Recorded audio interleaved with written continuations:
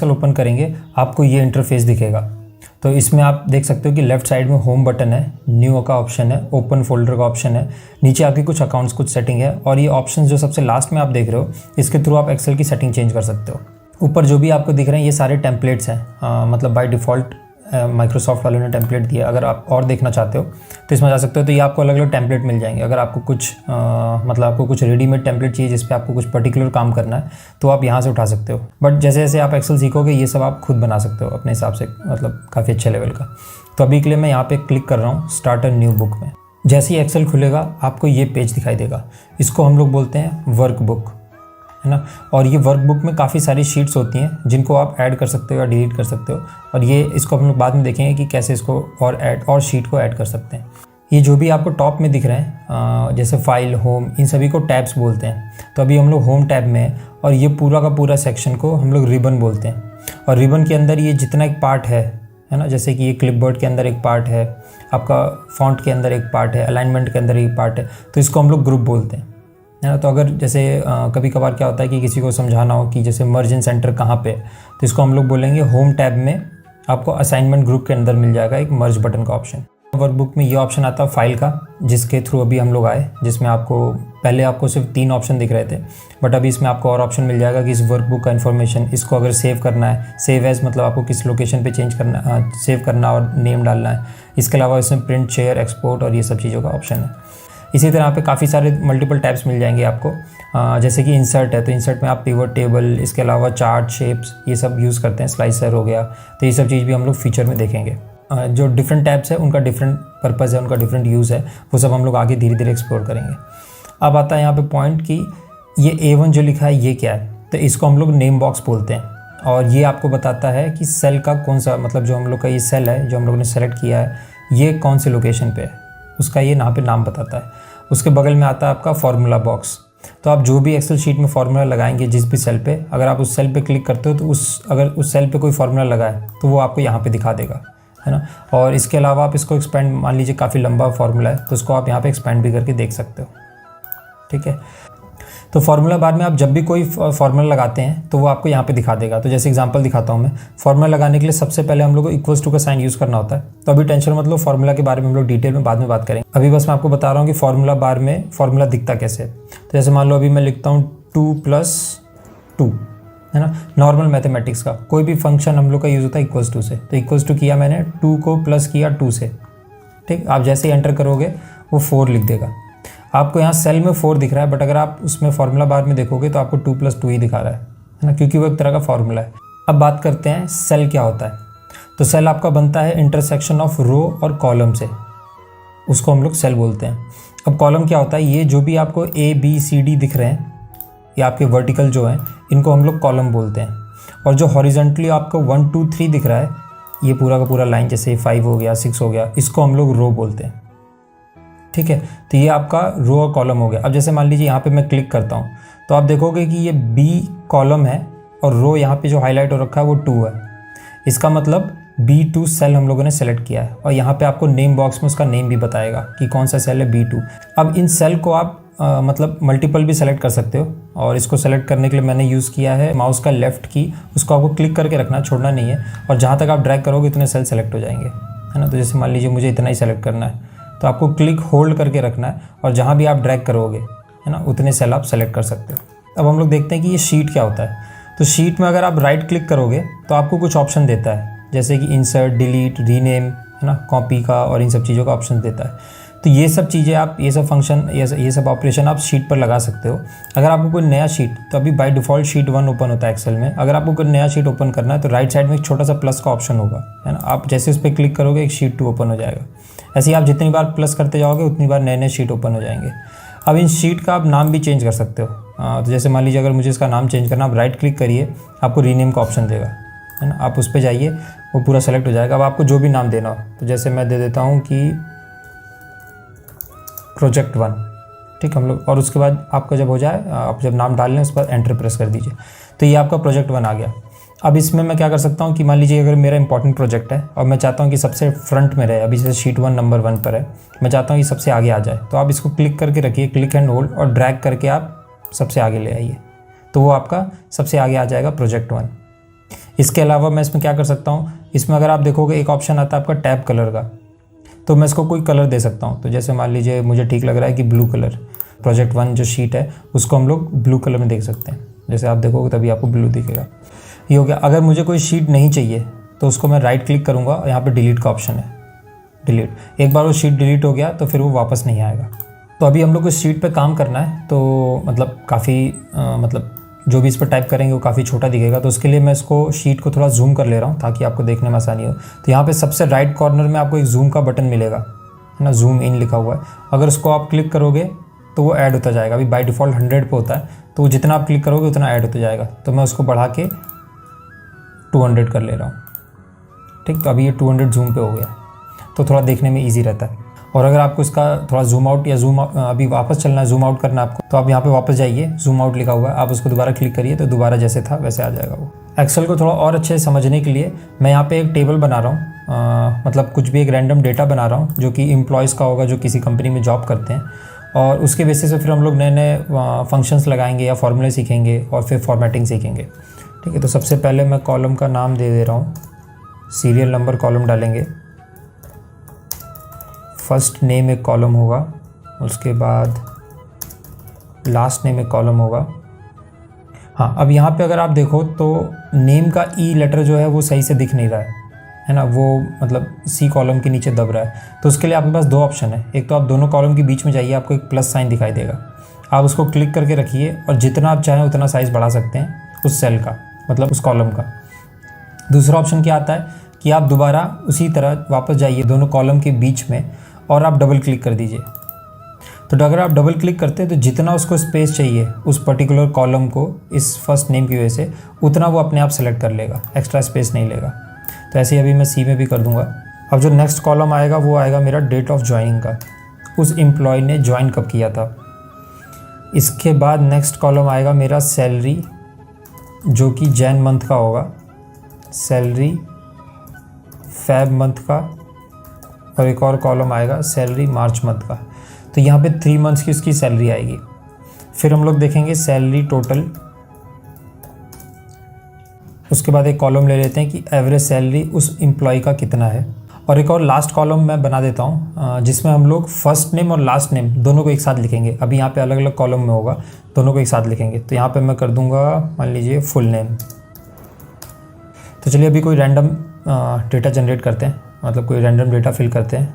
तो जैसे serial number 1 2, अभी मैं चाहूँ तो ऐसे मैनुअली पूरा लिखूँ जितना मुझे ज़रूरत है। दूसरा ऑप्शन क्या आता है कि आप 1 और 2 को सेलेक्ट करिए। सेलेक्ट करने के लिए आप जहाँ से सेलेक्ट करना, आपको जहाँ से स्टार्ट करना है उस सेल पे क्लिक करिए, शिफ्ट दबा के रखिए, और जो एरो बटन आते हैं राइट लेफ़्ट डाउन वाले, अगर आपको नीचे सेलेक्ट करना है तो राइट नीचे वाला बटन दबाइए, डाउन एरो वाला बटन। अगर आपको राइट सेलेक्ट करना है तो शिफ्ट होल्ड करके रखिए और राइट वाला ले जाइए।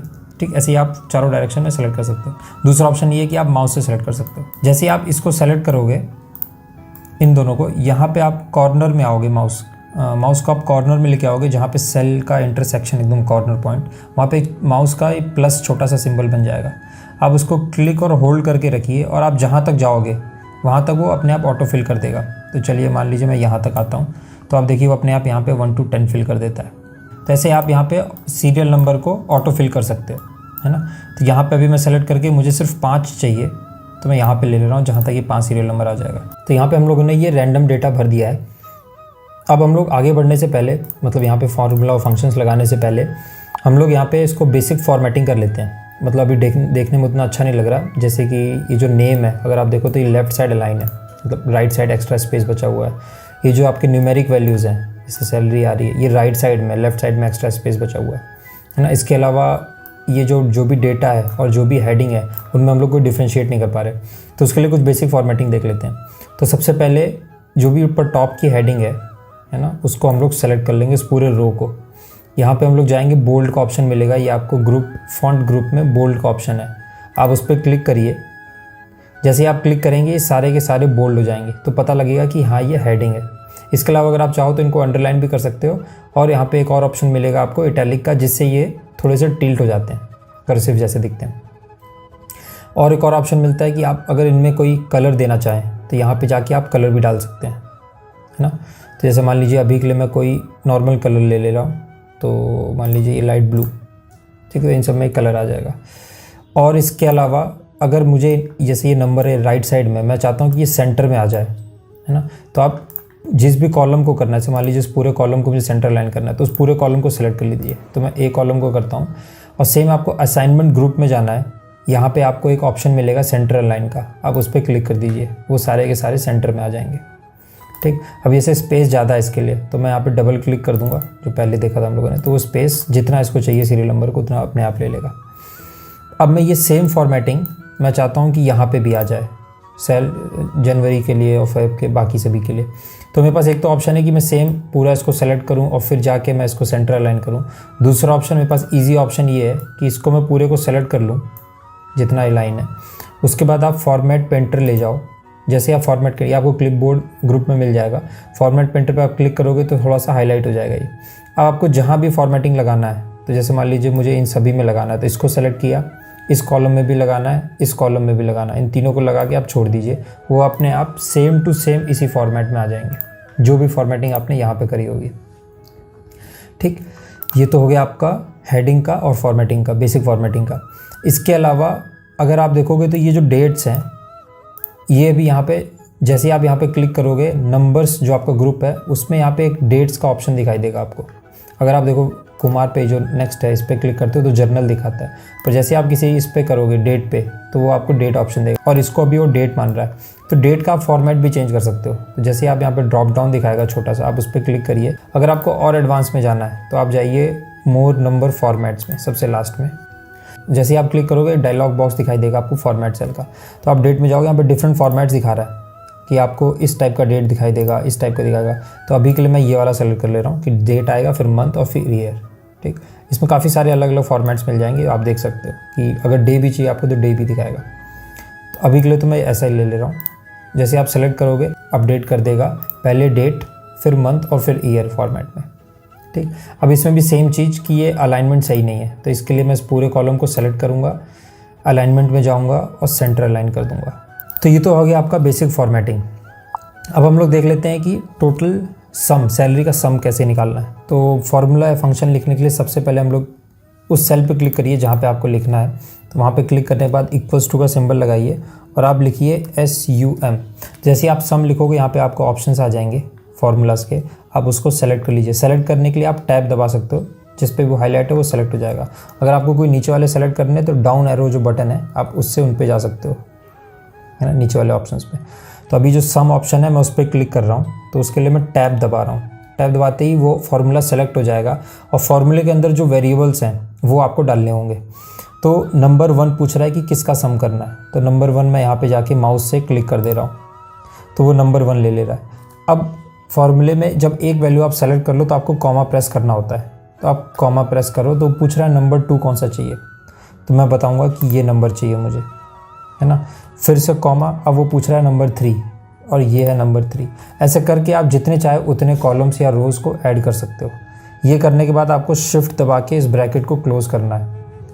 शिफ्ट दबा के 0 वाले बटन पे होगा क्लोज ब्रैकेट, है ना, और फिर आप एंटर प्रेस कर दो, तो इन तीनों का सम आपको दिखा देगा ही। अब ये सारा सम मुझे बाकी लोगों के लिए भी करना है, गोपाल के लिए, जोसेफ के लिए, हरी के लिए, राजा के लिए। तो यहाँ पे जाके मैं डबल क्लिक कर सकता हूँ, एक ऑप्शन मेरे पास। दूसरा ऑप्शन आता है जैसे हम लोगों ने सीरियल नंबर को ड्रैग किया था वैसे। तो अभी के लिए मैं डबल क्लिक कर दे रहा हूँ, तो जैसे आप डबल क्लिक करोगे ये ऑटो फिल हो जाएगा, है ना। तो इसका अगर आप सम देखोगे यहाँ पे आपको राइट साइड में नीचे दिखा रहा होगा 550 है, यहाँ पे भी 550 आ रहा है ना, तो सम सही है ये, तो ये ऑटोमेटिक फिल कर दे रहा है। अब आप देखो फार्मूला बार में आपको फार्मूला भी दिखा रहा है ना, जबकि यहाँ पे वैल्यू दिखा रहा है, बट वो बता रहा है कि इस सेल में फार्मूला लगा हुआ है और उसके कारण ये वैल्यू आ रही है जो आपको दिख रही है। ठीक, तो ऐसे हम लोग की टोटल सैलरी आ गई। इसी तरह अगर मुझे एवरेज सैलरी निकालना हो तो मैं यहाँ पे लिखूँगा इक्वल्स टू एवरेज। अब देखो आप यहाँ पे आपको ऑप्शन दिखा रहा है, तो मुझे चाहिए सेकंड वाला ऑप्शन, तो मैं डाउन के की को दबाऊँगा और फिर आपको जो ऑप्शन पे अगर वो आ जाता है आप उसको टैब दबा दीजिए, वो सेलेक्ट हो जाता है। अब वो पूछ रहा है एवरेज, जैसे सम का निकाला था कितने नंबर्स देने आपको, तो सम में हम लोगों ने एक एक क्लिक करके किया था ना। दूसरा ऑप्शन आता है कि मैं पूरा माउस से एक साथ में सेलेक्ट कर सकता हूँ। तो जैसे मान लीजिए यहाँ से माउस क्लिक करके लेफ्ट बटन को क्लिक करके होल्ड करके रखना है और जहाँ तक आपको चाहिए वहाँ तक ड्रैग कर लो। तो मुझे यही 3 वैल्यूज़ चाहिए और फिर छोड़ दीजिए आप। अब जैसे ही वो सेलेक्ट हो जाएगा आप ब्रैकेट बंद करिए और एंटर प्रेस कर दीजिए, तो वो आपको एवरेज दिखा देगा। इन तीनों का एवरेज इतना आ रहा है। अगर आपको क्रॉस चेक करना है तो ये तीनों आप सेलेक्ट करिए और नीचे आप देखिए यहाँ पे आपको सम दिखा रहा है, काउंट दिखा रहा है, एवरेज दिखा रहा है। 1400 एवरेज है। बाकी के लिए भी चाहिए आपको, डबल क्लिक कर दीजिए, बाकी के लिए भी आ जाएगा एवरेज।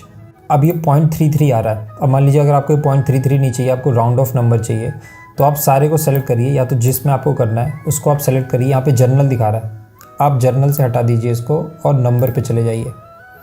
उसके बाद यहाँ पे आपको ऑप्शन दिखेगा उसी नंबर ग्रुप में, जिसको हम लोग बोलते हैं डिक्रीज डेसिमल, मतलब ये डेसिमल हटाने के लिए या नंबर ऑफ डेसिमल बढ़ाने के लिए। अगर डेसिमल कम करने हैं तो ये राइट साइड वाला डिक्रीज डेसिमल को, तो अब आप देखोगे कि वो डेसिमल हट गया है ना। ऐसे ही आप इन सभी में भी कर सकते हो। तो उसके लिए हम लोगों ने क्या देखा है कि फॉर्मेट पे एंटर करेंगे, क्लिक, और सभी को सेलेक्ट कर लेंगे, तो जहाँ भी वो नंबर का प्रॉब्लम आएगा वो हट जाएगा। ठीक, तो ये हम लोग के आ गए नंबर्स। अब यहाँ पे आता है लास्ट कॉलम, जो कि है आपका फुल नेम का।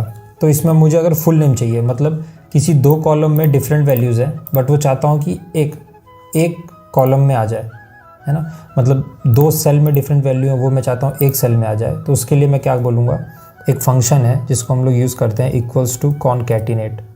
तो जैसे ही आप CON कॉनकैटिनेट लिखोगे, आपको ऑप्शन आ जाएगा कॉनकैटिनेट का। आप टैब दबाइए। अभी पूछ रहा कौन सा टेक्स्ट 1 है, तो टेक्स्ट 1 मेरा ये है RNM, कॉमा प्रेस करूँगा। पूछ रहा है और कौन से दूसरे टेक्स्ट को कॉनकैटिनेट करना है, तो मुझे करना है सेकंड कॉलम को, जो कि है कुमार। ये दोनों होने के बाद आप दोबारा ब्रैकेट क्लोज करिए और एंटर प्रेस कर दीजिए। तो आप देखिए आपका राम कुमार एक साथ आ गया, है ना। ऐसे ही अगर मैं डबल क्लिक कर दूंगा तो ये सारे ऑटो फिल हो जाएंगे। गोपाल वर्मा। अब इसमें आप बोल सकते हो कि स्पेस नहीं आ रहा बीच में, है ना, आपको स्पेस भी चाहिए। तो उसके लिए आप क्या कर सकते हो, इसी फॉर्मूला में, अगर आप फॉर्मूला बार में ऊपर देखोगे, यहाँ पे B2 और C2 एक साथ लिखा है, इसके बीच में आप क्लिक करिए, B2 और C2 के बीच में, और आप इन्वर्टेड कॉमा जो है उसको आप लगा दीजिए ओपन और क्लोज करके, और एक और कॉमा दे दीजिए। अब यहाँ पे इसके बीच में स्पेस नहीं है, तो अगर आपको दोनों मतलब इन्वर्टेड कॉमा के बीच में आपको एक स्पेस देना होगा, तो ये स्पेस को वो ऐड कर देगा जब कॉनकैटिनेट करेगा। अब जैसे आप एंटर प्रेस करोगे तो वो आपको एक स्पेस भी दे देगा। अब यहाँ पे आप डबल क्लिक कर दो, सब में ऐड कर देगा। अगर आपको स्पेस बढ़ाना है तो अभी हम लोगों ने एक ही स्पेस दिया था, आप जितना चाहो उतना स्पेस डाल सकते हो। मान लीजिए मैंने इतना स्पेस डाला, अब वो इतना स्पेस इसमें भी दिखाएगा, है ना। अब मान लीजिए मुझे नहीं चाहिए, वापस जैसे पहले था वैसे करना है, तो आप Ctrl+G प्रेस करिए। Ctrl+G मतलब कंट्रोल की आपके कीबोर्ड में होगा लेफ्ट साइड कॉर्नर बॉटम में, उसको आप होल्ड करके रखिए और Z को बटन दबा दीजिए, Z बटन को। दूसरा ऑप्शन है, आप सबसे ऊपर राइट कॉर्नर में आप देखोगे अंडू का बटन मिलता है। जैसे आप अंडू करोगे वो सारे के सारे जो स्पेस के बिना वाले थे वो आ गए। अगर आपको दोबारा वो चीज़ चाहिए तो यहाँ पे रीडू का ऑप्शन आता है, आप रीडू पे क्लिक कर दीजिए, वापस आ जाएगा। अगर आपको फॉर्मूला नहीं चाहिए कि आपको यहाँ पे एब्सोल्यूट वैल्यू चाहिए, मैं यहाँ कुछ भी चेंज करूँ, ये फ्यूचर में चेंज नहीं होना चाहिए, तो उस केस में आप क्या कर सकते हो, आप इसको आप कॉपी करिए, है ना। कॉपी के लिए आप Ctrl+C प्रेस कर सकते हैं, और ये आप राइट क्लिक करके यहाँ पे आपको कॉपी का ऑप्शन मिलता है, आप कॉपी क्लिक करिए। और कॉपी के बाद जैसे ही आप पेस्ट करेंगे तो पेस्ट में आपको काफ़ी सारे ऑप्शन दिखाई देंगे। एक तो हो गया पेस्ट, सिंपल पेस्ट, दूसरा दिखा रहा है आपको पेस्ट एज अ वैल्यू, ऐसे काफ़ी सारे ऑप्शंस मिल जाएंगे।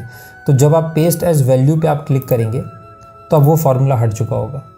अब ये प्रॉपर एक आपका एब्सोल्यूट वैल्यू बन गया। इसके चेंज करने पे अब इसको कोई फ़र्क नहीं पड़ेगा। जैसे मान लीजिए इसको अगर मैं 1500 कर देता हूँ तो इसको कोई चेंज नहीं होगा। ये चेंज हो रहे हैं क्योंकि इन सभी में फार्मूला लगे हैं, बट ये चेंज नहीं होगा, है ना। तो अभी के लिए मैं हटा दे रहा हूँ, जैसे पहले था वैसे कर दे रहा हूँ। यहाँ पे सम आ गया, हटाने के लिए सेम Ctrl+G, है ना, यहाँ पे 1500 आ गया, ठीक है। अब ये तो हो गया हम लोग का बेसिक डेटा। इसको एक और चीज़ हम लोग कर सकते हैं थोड़ा अच्छा देखने के लिए। आप पूरे डेटा को सेलेक्ट करिए। सेलेक्ट करने के लिए सेम चीज़ आप माउस की हेल्प से कर सकते हैं, या तो आप कंट्रोल और शिफ्ट बटन को होल्ड करके रखिए और राइट एरो दबा दीजिए। उससे होगा कि जहाँ तक डेटा है इस पूरे के पूरे कॉलम में या शीट में, वहाँ तक ये सेलेक्ट कर लेगा। और बॉटम का सेलेक्ट करना है तो दोबारा कंट्रोल शिफ्ट और डाउन बटन, तो ये पूरा डेटा सेलेक्ट कर लेगा। और दूसरा ऑप्शन, अभी डेटा बहुत थोड़ा सा है तो हम लोग डायरेक्टली माउस से भी सेलेक्ट कर सकते हैं। इसके बाद आप जाइए फॉन्ट वाले ग्रुप में, इसमें एक आपको ऐसा स्क्वायर बॉक्स सा दिख रहा होगा ऑप्शन, जिसको हम लोग बॉर्डर बटन बोलते हैं। उस पर आप क्लिक करिए, उसके डाउन एरो पे, ड्रॉप डाउन पे। इसमें काफ़ी सारे आपको ऑप्शन दिख जाएंगे कि अगर आपको बॉर्डर चाहिए तो किस तरह चाहिए, अगर सिर्फ बॉटम बॉर्डर चाहिए, सिर्फ टॉप में चाहिए। अभी मुझे ऑल बॉर्डर्स चाहिए तो मैं इस वाले ऑप्शन पे क्लिक कर दूंगा, तो आप देखोगे कि सभी पे एक बॉर्डर आ गया, तो थोड़ा देखने में ठीक लगता है। अब मान लीजिए कि आपका जितना आपने काम किया अभी आपको सेव करना है, है ना। अगर आप सेव नहीं करेंगे तो सारा का सारा उड़ जाएगा। तो अगर इसको आपको सेव करना है तो आप प्रेस करिए कीबोर्ड पे Ctrl+S, एक ऑप्शन ये आता है। दूसरा ऑप्शन आप यहाँ से जाके सेव कर सकते हैं, यहाँ पे सेव और सेव एज का ऑप्शन है। तो अभी जैसे मान लीजिए मैं Ctrl+S प्रेस करता हूँ तो यहाँ पे बता रहा है कि कौन से लोकेशन में फ़ाइल सेव करना है। तो अभी डाउनलोड सेलेक्टेड है, आप वहाँ से चाहे तो कर सकते हैं, या ड्रॉप डाउन करके आप और कोई लोकेशन में सेव करना है। अगर आपको एक्सेल नहीं CSV फॉर्मेट में चेंज करना है वो सब भी आप यहाँ से कर सकते हैं। जैसे आप इस पर क्लिक करेंगे तो यहाँ पे आपको ये सारे ऑप्शंस खुल जाएंगे। CSV फॉर्मेट में कर सकते हैं, एक्सेल बाइनरी वर्कबुक में डाल सकते हैं, है ना। डिफरेंट फॉर्मेट्स हैं एक्सेल को सेव करने के। मतलब ये डिफरेंट फॉर्मेट्स इसलिए होते हैं कि किसी मतलब सॉफ्टवेयर में या एप्लीकेशंस में हम लोग को इस टाइप के फॉर्मेट यूज़ होते हैं, वो ज़्यादा इजी होता है इनको यूज़ करना, तो उसके लिए डिफरेंट फॉर्मेट्स होते हैं। तो अभी तो मैंने एक्सेल के लिए ये फॉर्मेट सेलेक्ट करके रखा है और इसका फाइल का नाम मैं दे दे रहा हूँ Project1, ठीक। और ये डाउनलोड्स में सेव होगा। आप सेव पे क्लिक कर दीजिए, सेव हो गया। अब जैसे इस डेटा में अगर कोई बेसिक सा कोई सवाल पूछे कि सबसे ज़्यादा सैलरी किसकी है इन तीनों महीनों में मिला के, तो आप क्या करोगे, आप एक एक रिकॉर्ड में जाके टोटल सैलरी में चेक करोगे, है ना, कि 4200 है, 52, 55 है, लास्ट में आप देख रहे हो 7400 है। फिर आप देखोगे किसकी है, वो राजा राम की है ना। तो अब इसमें अभी तो चलो आपके पास 5 ही डेटा थे तो आपने ईजी देख लिया। अभी मान लीजिए अगर आपके पास 500 रोज़ है या 600 रोज़ है तो आप एक एक करके नहीं देख सकते ना। उसके लिए हम लोग क्या यूज़ करते हैं इसको, उसके लिए 2 ऑप्शन हमारे पास। एक तो आप इसको सॉर्ट कर सकते हो, है ना। सॉर्ट करने के लिए क्या करना होगा, आपको इस पे पूरे पे फ़िल्टर लगाना होगा। तो आप चलिए टैब जो आपका होगा डेटा, सबसे ऊपर आपको टैब डेटा पे क्लिक करिए और आपको जहाँ भी फ़िल्टर लगाना है, जैसे मान लीजिए इस पूरे टेबल पे लगाना है मुझे फ़िल्टर, आप पूरे टेबल को सेलेक्ट कर लीजिए। यहाँ पे आप ऑप्शन होगा फ़िल्टर का, फ़िल्टर पे क्लिक करिए तो आप देखिए यहाँ पे ड्रॉप डाउन ऐड हो गया, देख रहे हैं आप, सभी के साथ ड्रॉप डाउन ऐड हो गए। अब जिस भी कॉलम से आपको सॉर्ट करना है, सॉर्ट मतलब ऑर्डर करना है, उसको रीऑर्डर करना है या अरेंज करना है, उस कॉलम पे जाइए आप। जैसे मुझे टोटल सैलरी पे करना था कि सबसे हाईएस्ट किसकी है, उसी ड्रॉप डाउन पे क्लिक करिए आप। यहाँ पे आपको ऑप्शंस दे देगा कि सॉर्ट कैसे करना है। तो एक ऑप्शन दे रहा है आपको largest to smallest, smallest to largest, है ना। तो मुझे चाहिए लार्जेस्ट टू स्मॉलेस्ट। तो जैसे आप क्लिक करोगे सब कुछ रीऑर्डर हो जाएगा आपका, और जो भी टॉप सैलरी है वो आपकी, जो भी मैक्सिमम सैलरी है वो आपके टॉप में आ जाएगी, है ना। उसकी सारी वैल्यूज़ टॉप में आ जाएंगी। एक ऑप्शन तो ऐसा हो गया। तो अभी के लिए मैं इसको वापस Ctrl+G कर दे रहा हूँ। दूसरा ऑप्शन क्या आता है कि मैं नहीं चाहता कि ये सीरियल नंबर चेंज हो, या मान लीजिए कि जो भी रैंडम फैशन में ऑर्डर, जो जिस भी ऑर्डर में ये डेटा मैं नहीं चाहता वो चेंज हो, बट फिर भी मैं जानना चाहता हूँ कि हाईएस्ट सैलरी किसकी है। तो उसके लिए मैं क्या कर सकता हूँ, सबसे पहले फ़िल्टर हटा देता हूँ। फ़िल्टर हटाने के लिए दोबारा ऑप्शन ये आता है आपके पास, ये कर दीजिए। दूसरा ऑप्शन अगर आप देखोगे इसमें लिख के दिखा रहा है Ctrl+Shift+L, है ना। तो मैं सबसे ऊपर जो भी कॉलम है या रो है उस पर सेलेक्ट करता हूँ, सबसे टॉप वाले पे, और Ctrl+Shift+L दबाओ, सब में फ़िल्टर लग जाएगा, है ना। और अगर आप दोबारा Ctrl+Shift+L दबाओगे सब कुछ हट जाएगा। दूसरा ऑप्शन जाने से पहले मैं आपको एक और चीज़ बता देता हूँ। यहाँ पे जैसे आप फ़िल्टर लगाओगे एक सॉर्ट का ऑप्शन आता है। तो जो काम मैंने यहाँ पे जाके किया, राइट एरो से राइट डाउन बटन दबा के आप सॉर्ट में जाइए। सॉर्ट में आपसे पूछेगा कि कौन से कॉलम को सॉर्ट करना है ना। तो जैसे कॉलम के इसमें नेम है, तो मुझे चाहिए total salary column. Cell sort किस चीज़ पे करना है, सेल की वैल्यूज़ पे। ऑर्डर कैसे करना है, ऑर्डर मुझे करना है लार्जेस्ट टू शॉर्टेस्ट। आप ओके करोगे, सेम वैसे हो जाएगा जैसे हम लोगों ने यहाँ से किया था। सेम चीज़ आप यहाँ से भी सॉर्ट लगा सकते हो, बट अभी मुझे ये नहीं चाहिए तो मैं Ctrl+G कर दे रहा हूँ और Ctrl+Shift+L करके सारे फिल्टर्स हटा दे रहा हूँ। दूसरा ऑप्शन ये आता है कि बिना ऑर्डर चेंज किए, अगर आपको देखना हो, अगर कम डेटा, ज़्यादा डेटा में काम नहीं करेगा, अगर कुछ कम डेटा है आपको और बस ये देखना है कि इसमें से टॉप किसकी सैलरी आ रही है, तो उस केस में मैं क्या करूँगा, होम बटन पे जाऊँगा, इस पूरे कॉलम को सेलेक्ट करूँगा और यहाँ पे कंडीशनल फॉर्मेटिंग का ऑप्शन आएगा, आप उस पर क्लिक करिए। अभी मुझे चाहिए कलर स्केल। तो कलर स्केल में क्या करता है ये, maximum to shortest, maximum to minimum, ये अपने आप सॉर्ट करेगा और उसमें कलर ये खुद से एक कलर दे देगा। जैसे इसमें है ग्रीन, रेड, येलो, तो मैं ये सेलेक्ट कर ले रहा हूँ। तो जैसे ही आप क्लिक करोगे तो जो भी हाईएस्ट होगा वो ग्रीन हो जाएगा और उससे जो कम हाईएस्ट होगा वो हल्का ग्रीन, फिर येलो, ऑरेंज, और जो सबसे लोवेस्ट होगा वो रेड आ जाएगा, है ना। तो इससे आप देख के आइडिया लगा सकते हो कि सबसे हाईएस्ट सैलरी किसकी है, तो राम की है। ये भी एक ऑप्शन है, मतलब विजुअली देखना थोड़ा इजी होता है इसलिए किया हुआ इसको, ठीक है। इसको सेंटर अलाइन कर लेते हैं। यार ये दोनों सेंटर अलाइन नहीं है, इन दोनों को सेलेक्ट करो आप और सेंटर अलाइन। तो अब हम लोग देखते हैं कि अगर मुझे मान लीजिए इन दोनों के बीच में कोई कॉलम ऐड करना है, कोई नया कॉलम ऐड करना है ना। तो आप जिस भी कॉलम से पहले ऐड करना है उस पर क्लिक करिए। जैसे डी से पहले ऐड करना है मुझे, तो डी पे आप राइट क्लिक करिए सबसे टॉप में जाके, है ना। जैसे जहाँ पे डी लिखा वहाँ पे आप राइट क्लिक करिए। यहाँ पे ऑप्शन दे रहा है आपको इंसर्ट का, आप इंसर्ट पे क्लिक करिए आपके लिए एक नया कॉलम ऐड हो जाएगा, है ना। तो यहाँ पे आप वैल्यूज़ डाल सकते हैं जो भी आपको डालना है। अगर ये आपको कॉलम डिलीट करना है तो आप दोबारा उस कॉलम पे राइट क्लिक करिए, जो कॉलम आपको डिलीट करना है, यहाँ पे डिलीट का ऑप्शन दे रहा है, आप डिलीट क्लिक करेंगे तो हट जाएगा। दूसरा ऑप्शन आता है जो शॉर्टकट की है, आप उस पूरे कॉलम को सेलेक्ट करिए और कंट्रोल और माइनस प्रेस कर दीजिए। तो जैसे आप कंट्रोल माइनस करेंगे वो डिलीट हो जाएगा। सेम चीज़ आप रो के साथ भी कर सकते हैं। अगर आपको कोई एक्स्ट्रा रो ऐड करनी है तो आप यहाँ पे राइट क्लिक करिए, इंसर्ट करिए, तो 5 से पहले वो रो ऐड हो जाएगी, है ना। और अगर आपको ये डिलीट करना है तो आप यहाँ पे जाइए, डिलीट प्रेस करिए, डिलीट हो जाएगा। दूसरा ऑप्शन है कि आपको पूरे सेलेक्ट करके कंट्रोल माइनस प्रेस कर दीजिए। तो अभी मान लीजिए मैं यहाँ पे एक इंसर्ट कर रहा हूँ रो, और इस पूरे डेटा को, जो भी ये पूरा का पूरा फर्स्ट रो है, एज इट इज़ मैं यहाँ पे पेस्ट कर दे रहा हूँ। ठीक, अब मुझे देखना है कि उस पूरे डेटा सेट में, मान लीजिए पूरा एक डेटा है, अगर इसमें कोई डुप्लीकेट वैल्यू है तो उसको अगर आपको रिमूव करना हो तो सबसे पहले हम लोग को देखना होगा डुप्लीकेट है कि नहीं, है ना। तो उसके लिए मैं क्या करूँगा, उस पूरे कॉलम को सेलेक्ट करूँगा। ये कॉलम मैं इसलिए ले रहा हूँ क्योंकि इसमें मुझे फर्स्ट नेम और लास्ट नेम दोनों मिला के मिल रहा है। और फर्स्ट ऐसा हो सकता है काफ़ी बार कि फर्स्ट नेम लोगों के सिमिलर हो, लास्ट नेम सिमिलर हो, बट दोनों मिला के अगर सिमिलर हो रहा है तो उस केस में थोड़ा डाउट जाता है ना, तो उसको हम लोग क्रॉस चेक करना होगा। तो इस पूरे रो को पूरे कॉलम को सेलेक्ट कर ले रहा हूँ। आप जाइए इसमें स्टाइल ग्रुप में, और इसमें ऑप्शन होगा आपको कंडीशनल फॉर्मेटिंग का। इस पर आप क्लिक करिए और यहाँ पे आपको ऑप्शन देगा हाईलाइट सेल्स का। तो हाईलाइट सेल में एक बाय डिफ़ॉल्ट एक रूल है डुप्लीकेट वैल्यूज़ का, आप उसको क्लिक कर दीजिए। आप जैसे करोगे तो पूछ रहा है कि किस कलर का चाहिए आपको, है ना। तो मैं बोल दे रहा हूँ अभी रेड कलर का ही ठीक है, आप ओके कर दीजिए। अब आप देखो यहाँ पे जो भी वैल्यूज़ डुप्लीकेट थी वो हाईलाइट हो जाएंगी। तो RNM कुमार 2 बार आया है। अब इसको अगर आपको डिलीट करना है, एक ऑप्शन आता है कि आप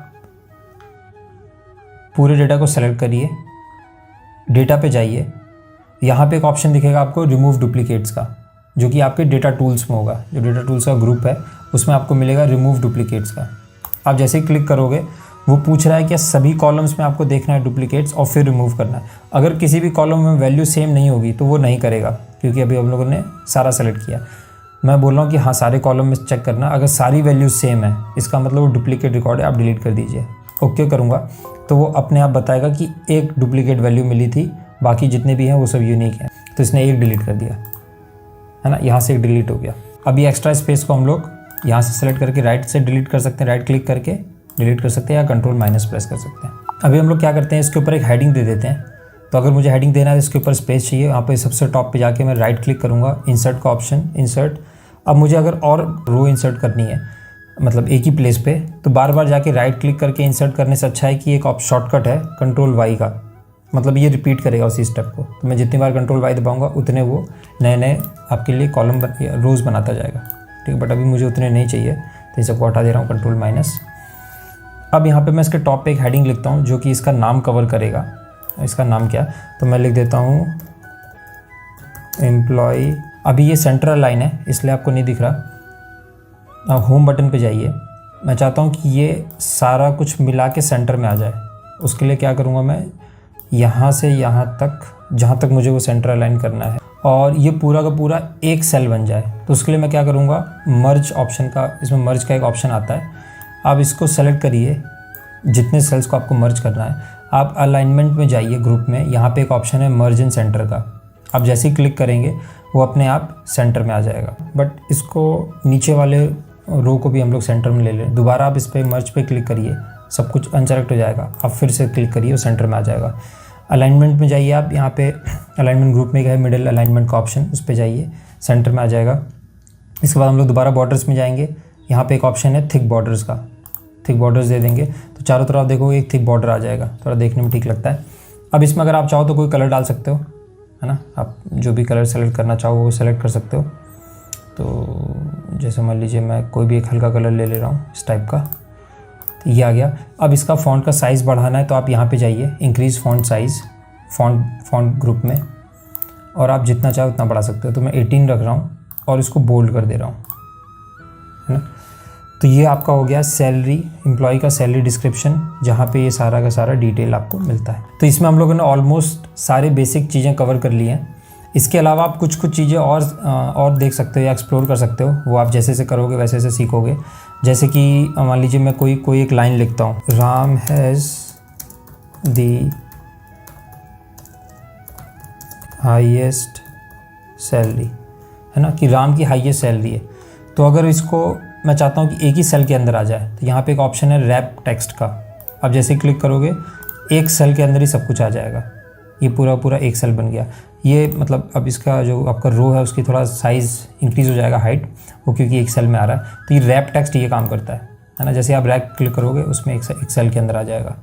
इसके अलावा आप परसेंटेज लगाना चाहो तो अगर आप कोई भी वैल्यू लिखते हो, जैसे मान लीजिए मैंने 21 लिखा, मैं चाहता हूँ कि ये 21% हो, ना कि नंबर, तो आप यहाँ पे जाके परसेंट पे क्लिक करोगे। अब इसने इंटू 100 कर दिया और ये आपका 21% बन जाएगा। ऐसे ही आप इसमें फ़ॉन्ट चेंज कर सकते हो, है ना। तो जैसे मान लीजिए जो हेडिंग है मैं चाहता हूँ उसका फ़ॉन्ट कुछ और हो जाता है। यहाँ पे आपको फ़ॉन्ट वाले ग्रुप में सबसे ऊपर कैलिबरी लिखा होगा, उसके बगल ऑप्शन है यहाँ पे ड्रॉप डाउन, आप उस पर क्लिक करोगे, यहाँ पे डिफरेंट फ़ॉन्ट्स मिल जाएंगे। अभी आप स्क्रीन पे देख रहे होगे कुछ रैंडम नंबर्स लिखे हुए यहाँ पे जो कि डेसिमल डिजिट्स में है। तो यहाँ पे अगर आप देखोगे नंबर आपका जो ग्रुप है होम टैब में, इसमें यहाँ पे हम लोगों ने नंबर सेलेक्ट किया हुआ है और ये जो डेसिमल्स है यहाँ पे आप इसी सेम ग्रुप में अगर आप देखोगे यहाँ पे ऑप्शन है डेसिमल डिक्रीज़ का, तो ये डेसिमल डिक्रीज़ कर देगा, और यहाँ पे ऑप्शन है डेसिमल इंक्रीज़ का, तो ये डेसिमल्स को इंक्रीज़ कर देगा, है ना। अभी हम लोग क्या चाहते हैं, यहाँ पे राउंड करना चाहते हैं इन नंबर्स को, तो उसके लिए बाय डिफ़ॉल्ट फार्मूला आता है एक्सेल में, आप लिखिए इक्वल्स टू राउंड। अब राउंड को सेलेक्ट करिए। अब पूछ रहा है राउंड के लिए कौन सा नंबर आपको राउंड अप करना है, मतलब राउंड करना है। उसके लिए मैं ये वाला सेलेक्ट करूँगा नंबर, उसके बाद कॉमा दूंगा। पूछ रहा है कितने डिजिट के लिए आपको राउंड करना है, तो मैं चाहता हूँ 0 डिजिट के लिए, मतलब जैसा है एब्सोल्यूट नंबर चाहिए। अगर आप देखोगे तो अब ये 1.00 बन गया। अगर मैं डबल क्लिक करता हूँ तो ये ऑटो फिल कर देगा 1 2, यहाँ से भी इसने 2.9 था उसको 3 कर दिया, 8.9 को 9 कर दिया, 1.3 को 1 कर दिया, है ना। यहाँ पे मैं एक और नंबर ऐड कर देता हूँ ताकि डाउट क्लियर हो जाए। मान लीजिए अगर कोई नंबर होता 4.55599 करके, तो उसको ये बाय डिफ़ॉल्ट 5 में कन्वर्ट कर देता, क्योंकि 4.5 से ज़्यादा है ये नंबर, ठीक है।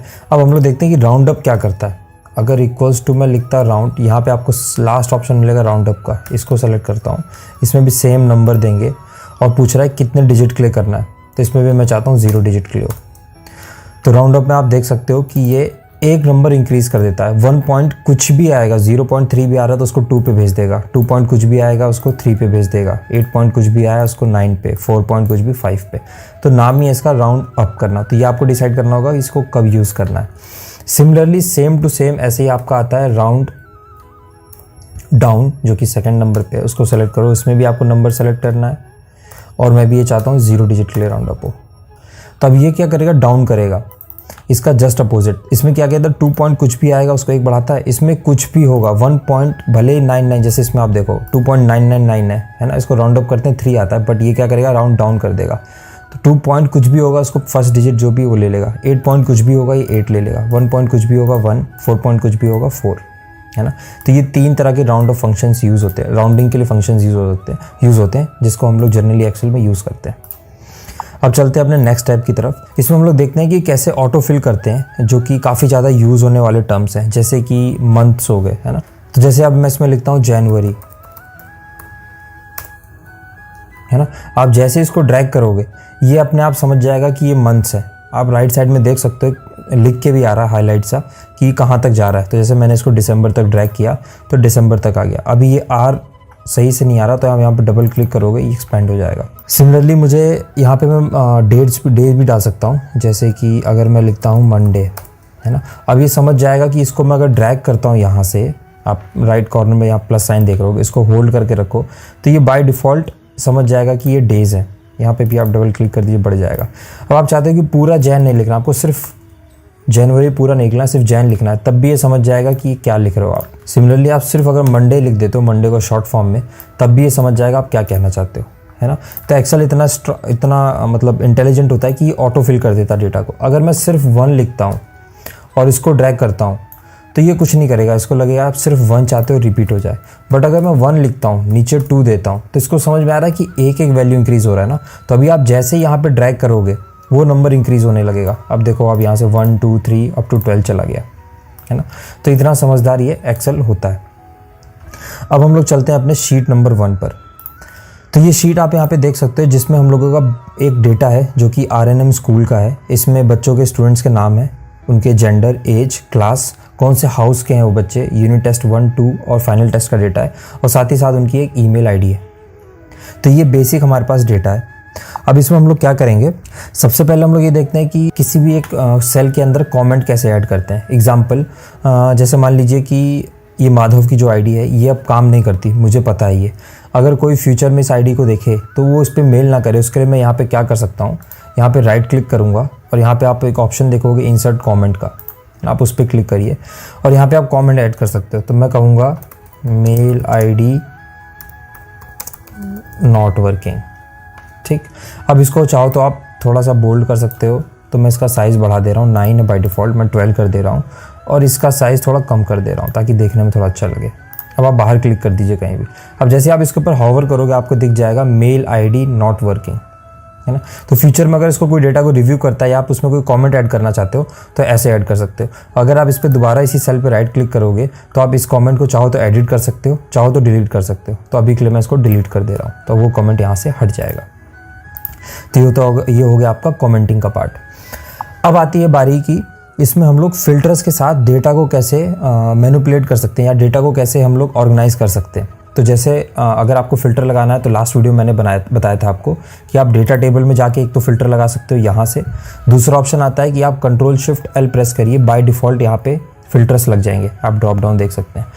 अब इसमें मैं क्या चाहता हूँ कि सिर्फ़ और सिर्फ मुझे मेल जो भी बच्चे हैं, बॉयज़ हैं, उनका डेटा दिखे। तो आप जेंडर कॉलम पे जाइए, यहाँ पे आपको ऑप्शन दिख रहा होगा मेल का, तो फीमेल को मैं अनसेलेक्ट कर दूंगा और ओके कर दूंगा। तो आप देख सकते हो यहाँ जो भी डेटा आपको दिख रहा है वो सारा मेल स्टूडेंट्स का है ना। इसी तरह फीमेल का भी लगा सकते हो, फीमेल सेलेक्ट करिए, मेल को अनसेलेक्ट कर दीजिए, अब ओके प्रेस कर दीजिए। तो अब आपको सभी डेटा सिर्फ फीमेल बच्चों का दिखेगा। अब आपको ये फिल्टर हटाना है तो आप यहाँ पे दोबारा ड्रॉप डाउन पे जाइए, क्लियर है, क्लियर फिल्टर ऑप्शन आता है। एक ऑप्शन ये आप यहाँ से कर सकते हो। दूसरा ऑप्शन आता है आप Ctrl+Shift+L हटा दीजिए, सारे कॉलम से आपके फिल्टर हट जाएंगे। अगर आप सिर्फ एक कॉलम से चाहते हैं तो वहाँ पे आप जैसे अभी हम लोगों ने किया क्लियर फिल्टर, अगर आप सारे कॉलम से फिल्टर हटाना चाहते हैं तो Ctrl+Shift+L, ठीक। इसके अलावा फ़िल्टर्स का काफ़ी ज़्यादा यूज़ क्या आता है, जैसे मैं दोबारा Ctrl+Shift+L लिख रहा हूँ। अब मैं चाहता हूँ कि यहाँ पे भूमि जो हाउस है या जो भी हाउस मुझे सेलेक्ट करना है, जैसे मान लीजिए मैं सेलेक्ट करता हूँ वायु हाउस, ठीक। आप ओके करिए, तो अभी आपको सिर्फ वायु हाउस का डिटेल दिखा रहा है। अब इसमें मैं चाहता हूँ कि सिर्फ मेल बच्चों का डिटेल आए, तो अभी तो एक ही है, तो यहाँ पर आप जाके अगर आप फीमेल को हटा देते हैं तो सिर्फ मेल बच्चों का डिटेल आ जाएगा। तो इस वक्त हम लोगों ने क्या किया है, मल्टीपल कॉलम्स में फ़िल्टर लगाया है, एक तो हाउस में लगाया है और एक जेंडर में लगाया है। तो आपको 2 बार, अभी अगर आप यहाँ पे देखोगे तो आपको बाकी सारे कॉलम्स अनसेलेक्टेड है ना। अगर मैं क्लियर फिल्टर करता हूँ तो आप देखो सिर्फ मेल सेलेक्टेड, बाकी सारे हाउस आ गए, है ना। अगर यहाँ से भी मैं फ़िल्टर हटा देता हूँ तो यहाँ पे सारे कॉलम्स का डेटा आ जाएगा, जैसा पहले था वैसा आ गया। एक काम तो ये करता है फ़िल्टर। दूसरा काम फ़िल्टर क्या कर सकता है, आप दोबारा Ctrl+Shift+L लिखिए। मान लीजिए यहाँ पे तो अभी आपको सारे बच्चों के नाम दिख रहे हैं। मान लीजिए ये लिस्ट होती है आपकी 1000 बच्चों की या 10,000 बच्चों की। उस केस में अगर आपको किसी बच्चे का नाम ढूंढना होता तो आप कैसे करते, आप एक एक बच्चे का नाम जाके तो देख नहीं सकते। उस केस में आप यहीं पर लिख सकते हो, जैसे मैं लिखता हूँ मान लीजिए गोपाल, है ना। अगर लिस्ट में कोई भी नाम गोपाल का होगा तो वो आ जाएगा। अब ओके करिए, अभी जो डेटा दिखा रहा है आपको सिर्फ गोपाल के लिए दिखा रहा है। अब आप यहाँ से इसको जाके फ़िल्टर करके क्लियर फ़िल्टर हटा सकते हो। इसके अलावा फ़िल्टर में आप क्या यूज़ कर सकते हो, मैं चाहता हूँ कि ये डेटा सॉर्ट हो जाए असेंडिंग टू डिसेंडिंग। अभी बाय डिफ़ॉल्ट ये A से V तक है, इसका उल्टा करना चाहता हूँ मैं। अब यहाँ पर जाइए, फ़िल्टर में एक ऑप्शन आता है सॉर्ट का, आप सॉर्ट कर दीजिए Z to A। तो अब आप देखोगे कि ये V से लेके A तक डेटा ऑटोमेटिक फ़िल्टर हो गया, सॉर्ट हो गया। इसके अलावा आप क्या कर सकते हो, दोबारा मैं फ़िल्टर हटाता हूँ। अब मैं चाहता हूँ कि फाइनल टेस्ट स्कोर के बेसिस पे हो, जिसका हाईएस्ट हो वो सबसे ऊपर आए, तो मैं करूँगा लार्जेस्ट टू शॉर्टेस्ट। अब आप देखोगे जिसका सबसे हाईएस्ट स्कोर है वो है अभिमन्यु, इसका है 99 स्कोर। सेकंड हाईएस्ट आपका आता है वृंदा का, थर्ड हाईएस्ट आपका है केशव का जिसका 96 है। एक्चुअली थर्ड हाईएस्ट में 2 बच्चों का कॉमन है, एक का 96, दोनों का 96 है, एक केशव एक गोपी, है ना। तो ऐसे आप डेटा को सॉर्ट कर सकते हो। इसके अलावा चाहो तो आप मल्टीपल कॉलम्स में भी सॉर्ट कर सकते हो। मल्टीपल कॉलम्स में कैसे, आप फ़िल्टर में जाइए, सॉर्ट ऑप्शन में जाइए, यहाँ पे आप फ़िल्टर क्रिएट करिए कि मैं चाहता हूँ एज आए स्मॉलेस्ट टू लार्जेस्ट, है ना। इसके अलावा ऐड लेवल करिए आप। फिर मैं चाहता हूँ कि वो बच्चे का फाइनल स्कोर के बेसिस पे सिलेक्शन हो, मतलब फ़िल्टर लगे लार्जेस्ट टू शॉर्टेस्ट। अब ये 2 फ़िल्टर मैं चाहता हूँ, ओके करिए। अब आप यहाँ पे देखोगे कि सबसे पहले हम लोगों ने क्या बोला था कि एज से सॉर्ट हो, तो सबसे पहले जो भी मिनिमम एज है वहाँ से आ गया 11 से 17 तक। अब ये 11 बच्चा था 11 साल का, उसका हाईएस्ट स्कोर था 91। जो 12 एक ही बच्चा है उसका 89 है। बट यहाँ देखो आप यहाँ पे 3 बच्चे हैं जो कि 14 ईयर्स के हैं। इसमें इसने क्या किया, सबसे हाईएस्ट स्कोर 14 ईयर्स में वृंदा का है, कितना है 98। सेकंड किसका है, इंदू का, कितना है 89। थर्ड आता है आपका गोपाल, उसका कितना है 79। तो यहाँ पे ये सॉर्ट करेगा। ऐसे ही अगर आप 16 में भी देखोगे आप, तो इसमें भी इसने सॉर्ट किया हुआ है, सबसे हाईएस्ट 99 और फिर ऐसे ही करता है। तो इस तरह से आप मल्टीपल कॉलम्स में भी फिल्टर लगा सकते हैं। तो ये हो गया आपके फिल्टर्स लगाने का तरीका। एक और चीज़ आप फिल्टर्स में कर सकते हो, वो काफ़ी बार यूज़ होता है। जैसे फाइनल टेस्ट में जाता हूँ, नंबर्स पे आप फिल्टर लगा सकते हो। किसी 2 नंबर के बीच के नंबर चाहिए आपको, या ग्रेटर देन चाहिए या लेस देन चाहिए, तो मैं चाहता हूँ कि नंबर बिटवीन, है ना। तो इस ग्रेटर देन और इक्वल्स टू मैं चाहता हूँ वो हो 91, उससे ज़्यादा हो या उसके बराबर हो। लेस देन और इक्वल्स टू 99, है ना। इन दोनों के बीच के नंबर इंक्लूडिंग दीज 2 वो आपको यहाँ पे रिजल्ट्स में मिल जाएंगे। तो आप देखोगे इन बच्चों के नंबर 91 या 99 के बीच के हैं, है ना। तो ऐसे आप कॉलम्स में फिल्टर लगा सकते हो नंबर फिल्टर्स के। अभी के लिए हटा रहा हूँ मैं। तो ये सारा बेसिक डिटेल हो गया आपका फिल्टर्स का। अब नेक्स्ट हम लोग टॉपिक देखते हैं कि अभी तो ये बाय डिफ़ॉल्ट मतलब हम लोगों ने एक डेटा बना रखा है, बट इसको मैं चाहता हूँ कि टेबल में कन्वर्ट कर दूँ। उसको आप अगर आपको देखना है कि ये टेबल में है कि नहीं, उसके लिए आप क्या करोगे, आप इसके यहाँ पे क्लिक करिए, इंसर्ट टैब में जाइए, यहाँ पे देखिए टेबल का ऑप्शन। अगर ये आपके लिए हाईलाइटेड है, इसका मतलब ये इंसर्ट टेबल अभी तक नहीं हुआ है, मतलब ये टेबल में कन्वर्ट नहीं हुआ है। मैं जैसे ही क्लिक करूँगा ये बाय डिफ़ॉल्ट एक पूरा का पूरा रेंज सेलेक्ट कर लेगा, क्योंकि एक्सेल इतना स्मार्ट होता है, इसको ही पता है कि आप इस डेटा को एक टेबल में कन्वर्ट करना चाहते हैं। अगर ये नहीं करता तो आप इसको, जैसे मान लीजिए बाय डिफ़ॉल्ट नहीं कर रहा है ये, तो आप फिर यहाँ से मैनुअली सेलेक्ट कर सकते हैं, है ना। सारा सेलेक्ट कर लिया, उसके बाद आप बोल दीजिए माई टेबल हैज़ हेडर्स। अगर आपने ये टिक किया है तो जो भी टॉप का कॉलम होगा आपका, जो भी टॉप का रो होगा उसको ये हेडर बना देगा। अब ओके करिए। अब आप यहाँ पे देखिए ये टेबल अपने आप बन गया है, और यहाँ पे एक ऑप्शन आपका टैब खुल जाएगा टेबल डिज़ाइन का। थोड़ा सा इजी बनाने के लिए मैं ये ऑप्शन ले रहा हूँ। ये आपको टेबल मिल गया। इसके लिए एक और शॉर्टकट आता है, आप आप पूरा अपना डेटा जहाँ तक है जितने कॉलम्स और रोज़ में वो सेलेक्ट करिए और आप Ctrl+T प्रेस कर दीजिए। तो ये शॉर्टकट है टेबल बनाने का।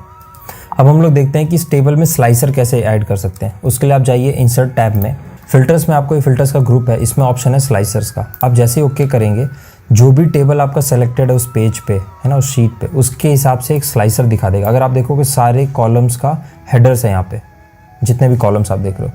अब मैं चाहता हूँ मुझे स्लाइसर मिले बेस्ड ऑन जेंडर और बेस्ड ऑन हाउस, इन 2 के बेसिस पे मिले। अब ओके करिए, आपके लिए ये 2 स्लाइसर यहाँ पे भेज देगा, है ना। इसको मैं अपने हिसाब से थोड़ा कस्टमाइज़ कर ले रहा हूँ ऐसा, और इसका भी लेंथ काफ़ी ज़्यादा है, इसको मैं ऐसे कर ले रहा हूँ। तो इसका यूज़ क्या होता है, जैसे मैं चाहता हूँ कि ये टेबल में सिर्फ मेल बच्चों का डेटा दिखे, आप मेल पे क्लिक करिए, आपको सिर्फ मेल स्टूडेंट्स का डेटा दिखेगा। अगर आपको नहीं चाहिए, आप यहाँ पे जाइए, राइट साइड में ऑप्शन है क्लियर फिल्टर, आप हटा दीजिए, सारे बच्चों का दिखेगा।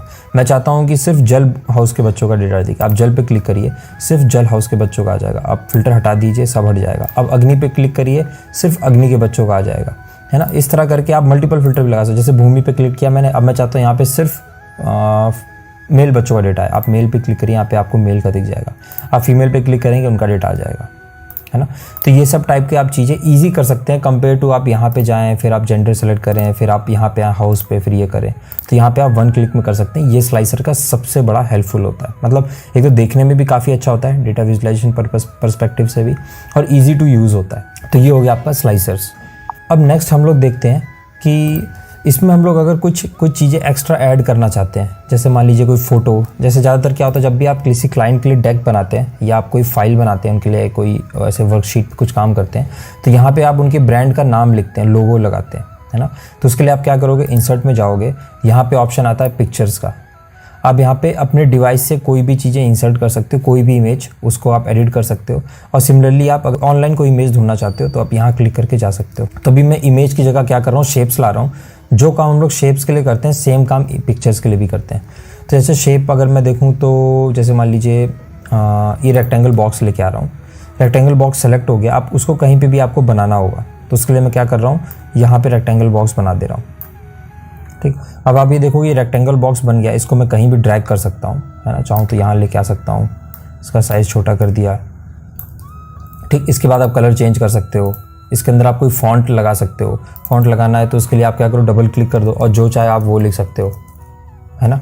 इसके अंदर एक ऑप्शन ये आ जाता है, जैसे कुछ लोग हेडिंग के लिए यूज़ करते हैं, तो उसके लिए भी आप कर सकते हो। अगर हटाना चाहो तो डबल क्लिक करके हटा सकते हो। इसके अलावा आप इसमें जाओगे शेप फिल में, तो आप यहाँ पे अभी आपने जो भी रैंडम कलर सेलेक्ट किया वो आ जाएगा। मैं चाहता हूँ कोई फिल ना आए, तो आप यहाँ पे ऑप्शन आता है नो फिल का, तो वो हट जाएगा। इसके अलावा शेप का जो आउटलाइन है उसका आप अगर देखो हाइट विड्थ कितना है, तो अगर विड्थ इतना कर दोगे आप तो इस शेप का विड्थ इतना ज़्यादा बढ़ जाएगा, है ना। अगर मैं चाहता हूँ कि इस शेप का विड्थ तो ठीक है, मैं इसका कलर चेंज करना चाहता हूँ, तो आप यहाँ पे जाके कलर चेंज कर सकते हो, जो कलर चाहो आप वो कलर ले सकते हो। जैसे ब्लैक लेते हो तो ये आ जाता है ना। अभी के लिए मैं विड्थ कम कर दे रहा हूँ, जैसे इतना कर दे रहा हूँ। इसके अलावा शेप में आप कुछ एक्स्ट्रा ऐड करना चाहते हो, जैसे डैश, है ना। अब इस डिफरेंट टाइप के डैश ऑप्शन है आपके पास, तो जैसे एक ऑप्शन ये है, तो अब आपको वो ऐसा दिखेगा जो आपका बॉक्स है। तो ये सब चीज़ें हम लोग कभी कभार यूज़ करते हैं जब आपको किसी चीज़ को हाईलाइट करके दिखाना हो, है ना। आप उसमें कुछ फिल्टर नहीं लगा रहे हो, वो स्टैटिक डेटा हो, उस केस में आप ये सब चीज़ें शेप्स का यूज़ करते हो। एक और चीज़ आप शेप्स में कर सकते हो, जैसे इसका साइज़ अगर आपको बढ़ाना घटाना है तो वो आप यहाँ से जाके एक तो कर सकते हो, जो आपको राइट साइड में जो डॉट्स दिख रहे हैं उनकी हेल्प से। इसके अलावा जैसे ही आप शेप्स पे क्लिक करते हो एक ऑप्शन खुलता है, एक टैब जिसको बोलते हैं शेप फॉर्मेट। यहाँ पे अगर आप ऑप्शन देखोगे तो यहाँ पे भी हाइट विड्थ है, तो यहाँ से भी आप कर सकते हो, रोटेट कर सकते हो, उसको अलाइन कर सकते हो। आप उसको फॉरवर्ड लेके आ सकते हो, बैकवर्ड लेके आ सकते हो। फॉरवर्ड बैकवर्ड का क्या मतलब होता है, जैसे कि अगर मैं यहाँ स्लाइसर के ऊपर लेके आता हूँ उसको, जहाँ पे हाउस लिखा है, अब आप देखो ये स्लाइसर के ऊपर आ रहा है बीच में, है ना। अगर आप इसको यहीं रखना चाहते हो, इसमें एक ऑप्शन आता है सेलेक्ट बैकवर्ड। जैसे ही आप करोगे जितना पार्ट इसके स्लाइसर के ऊपर आएगा वो हट जाएगा। अब आप देखो पीछे का पार्ट हाईलाइट हो रहा है जो स्लाइसर के ऊपर नहीं, बाकी दिख रहा है आपको। अगर आप इसको आगे लेके आना चाहते हो सेलेक्ट फॉरवर्ड, तो वो अपने आप उसके ऊपर आ जाएगा, स्लाइसर के ऊपर, है ना। अगर आप दोबारा बैकवर्ड करोगे तो वो गायब ही हो जाएगा। मैं कंट्रोल जी कर रहा हूँ क्योंकि मुझे वो चाहिए, तो अभी मैं इसको लाके यहाँ पे रख दे रहा हूँ। तो ये तो हो गया आपका शेप्स का और इमेजेस का। इसी इंसर्ट टैब में एक ऑप्शन आता है आपका हाइपर लिंक का या लिंक का, ठीक, जिसमें आपको जब भी लिंक्स ग्रुप है उसमें आपको ऑप्शन आएगा लिंक, जिसको बोलते हैं add a hyper link. Hyper link का मतलब क्या होता है, जैसे लिंक का मतलब ही क्या होता है कि आप किसी चीज़ को कनेक्ट करना, लिंक का मतलब ये हो गया ना। तो अगर आप किसी सेल को किसी वर्कशीट के साथ कनेक्ट करना चाहते हैं, है ना, या आप किसी और डेटा सोर्स के थ्रू, किसी पेज के वेबसाइट के URL के थ्रू कनेक्ट करना चाहते हैं, वो सभी काम आप इस लिंक के थ्रू कर सकते हैं। एग्जाम्पल जैसे मैं आपको देता हूँ, जैसे मान लीजिए यहाँ पे ये जो नेम है ना, इन बच्चों का नेम को मैं कॉपी करता हूँ, कंट्रोल C, एक और नया टैब बना रहा हूँ और वहाँ पे करता हूँ कंट्रोल V, इसका साइज़ मैं इंक्रीज़ कर दे रहा हूँ, कुछ ज़्यादा ही हो गया। तो जैसे ये बच्चों के नाम आ गए, सिर्फ बच्चों के यहाँ पे सेपरेट नेम है। अब मैं चाहता हूँ कि अगर किसी को सिर्फ नेम देखने, तो उसके लिए वो एक टैब में जा सकता है, जिस टैब का नाम है शीट 4। तो इसका मैं नाम चेंज कर दे रहा हूँ, डबल क्लिक करके नेम्स, ठीक।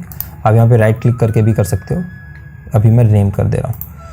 अब दोबारा शीट 1 पे चलेंगे। अब आप यहाँ पे करिए कंट्रोल K, जिस भी जगह आपको हाइपर लिंक ऐड करना है वहाँ पे आप क्लिक करिए और प्रेस करिए कंट्रोल K, तो ये विंडो ओपन हो जाएगा आपके लिए, है ना, ये डायलॉग बॉक्स।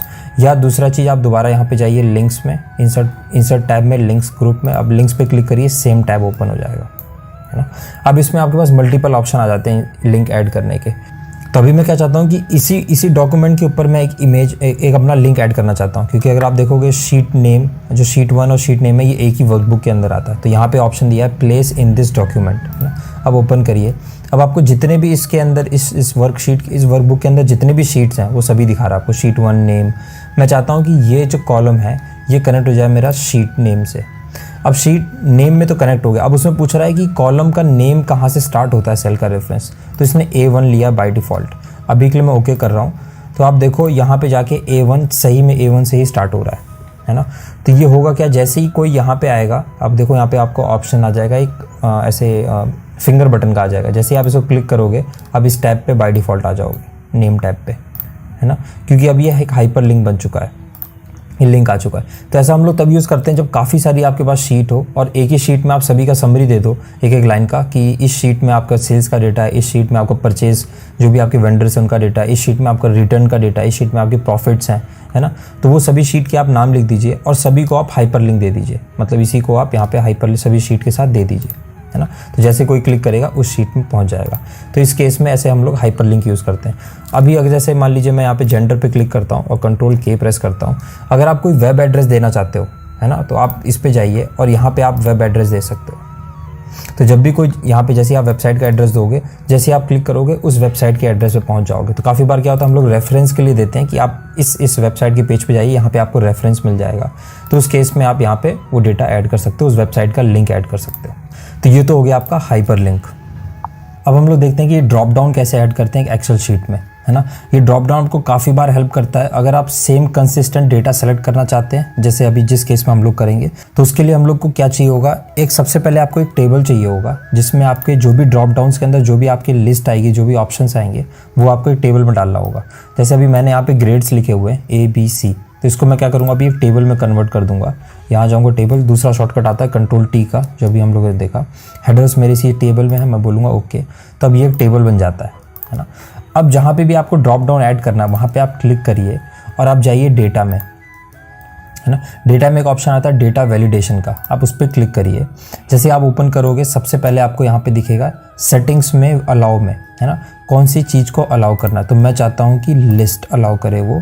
अब लिस्ट ये पूछ रहा है सोर्स क्या है उसका, तो मैं सोर्स दे रहा हूँ कि ये 3 कॉलम्स जो 3 रोज़ हैं, जो ग्रेड है, ये चाहिए मुझे। आप ओके प्रेस कर दीजिए। तो आप देखोगे यहाँ पे एक ड्रॉप डाउन बटन का ऑप्शन आ गया अर्जुन के सामने, है ना। आप जैसे यहाँ क्लिक करोगे, अब ये 3 ग्रेड के ऑप्शन आपको देगा, है ना। क्योंकि मैं नहीं चाहता कि कोई D ग्रेड दे दे या E या A+, अपने मन से कोई ग्रेड बना दे। मैं चाहता हूँ डेटा कंसिस्टेंट हो, जो भी इस पर काम करे। जैसे अभी अर्जुन को A दिया हम लोगों ने, इसी तरह से आप इसी ड्रॉप डाउन को यहाँ पे कॉपी करके पेस्ट कर सकते हो। तो ये ड्रॉप डाउन का ऑप्शन आपके पास हर कॉलम में आ जाएगा। दूसरा ऑप्शन आता है कि आप यहाँ से ड्रैग कर लीजिए, तो सभी कॉलम्स में वो आपका ड्रॉप डाउन का ऑप्शन आ जाएगा।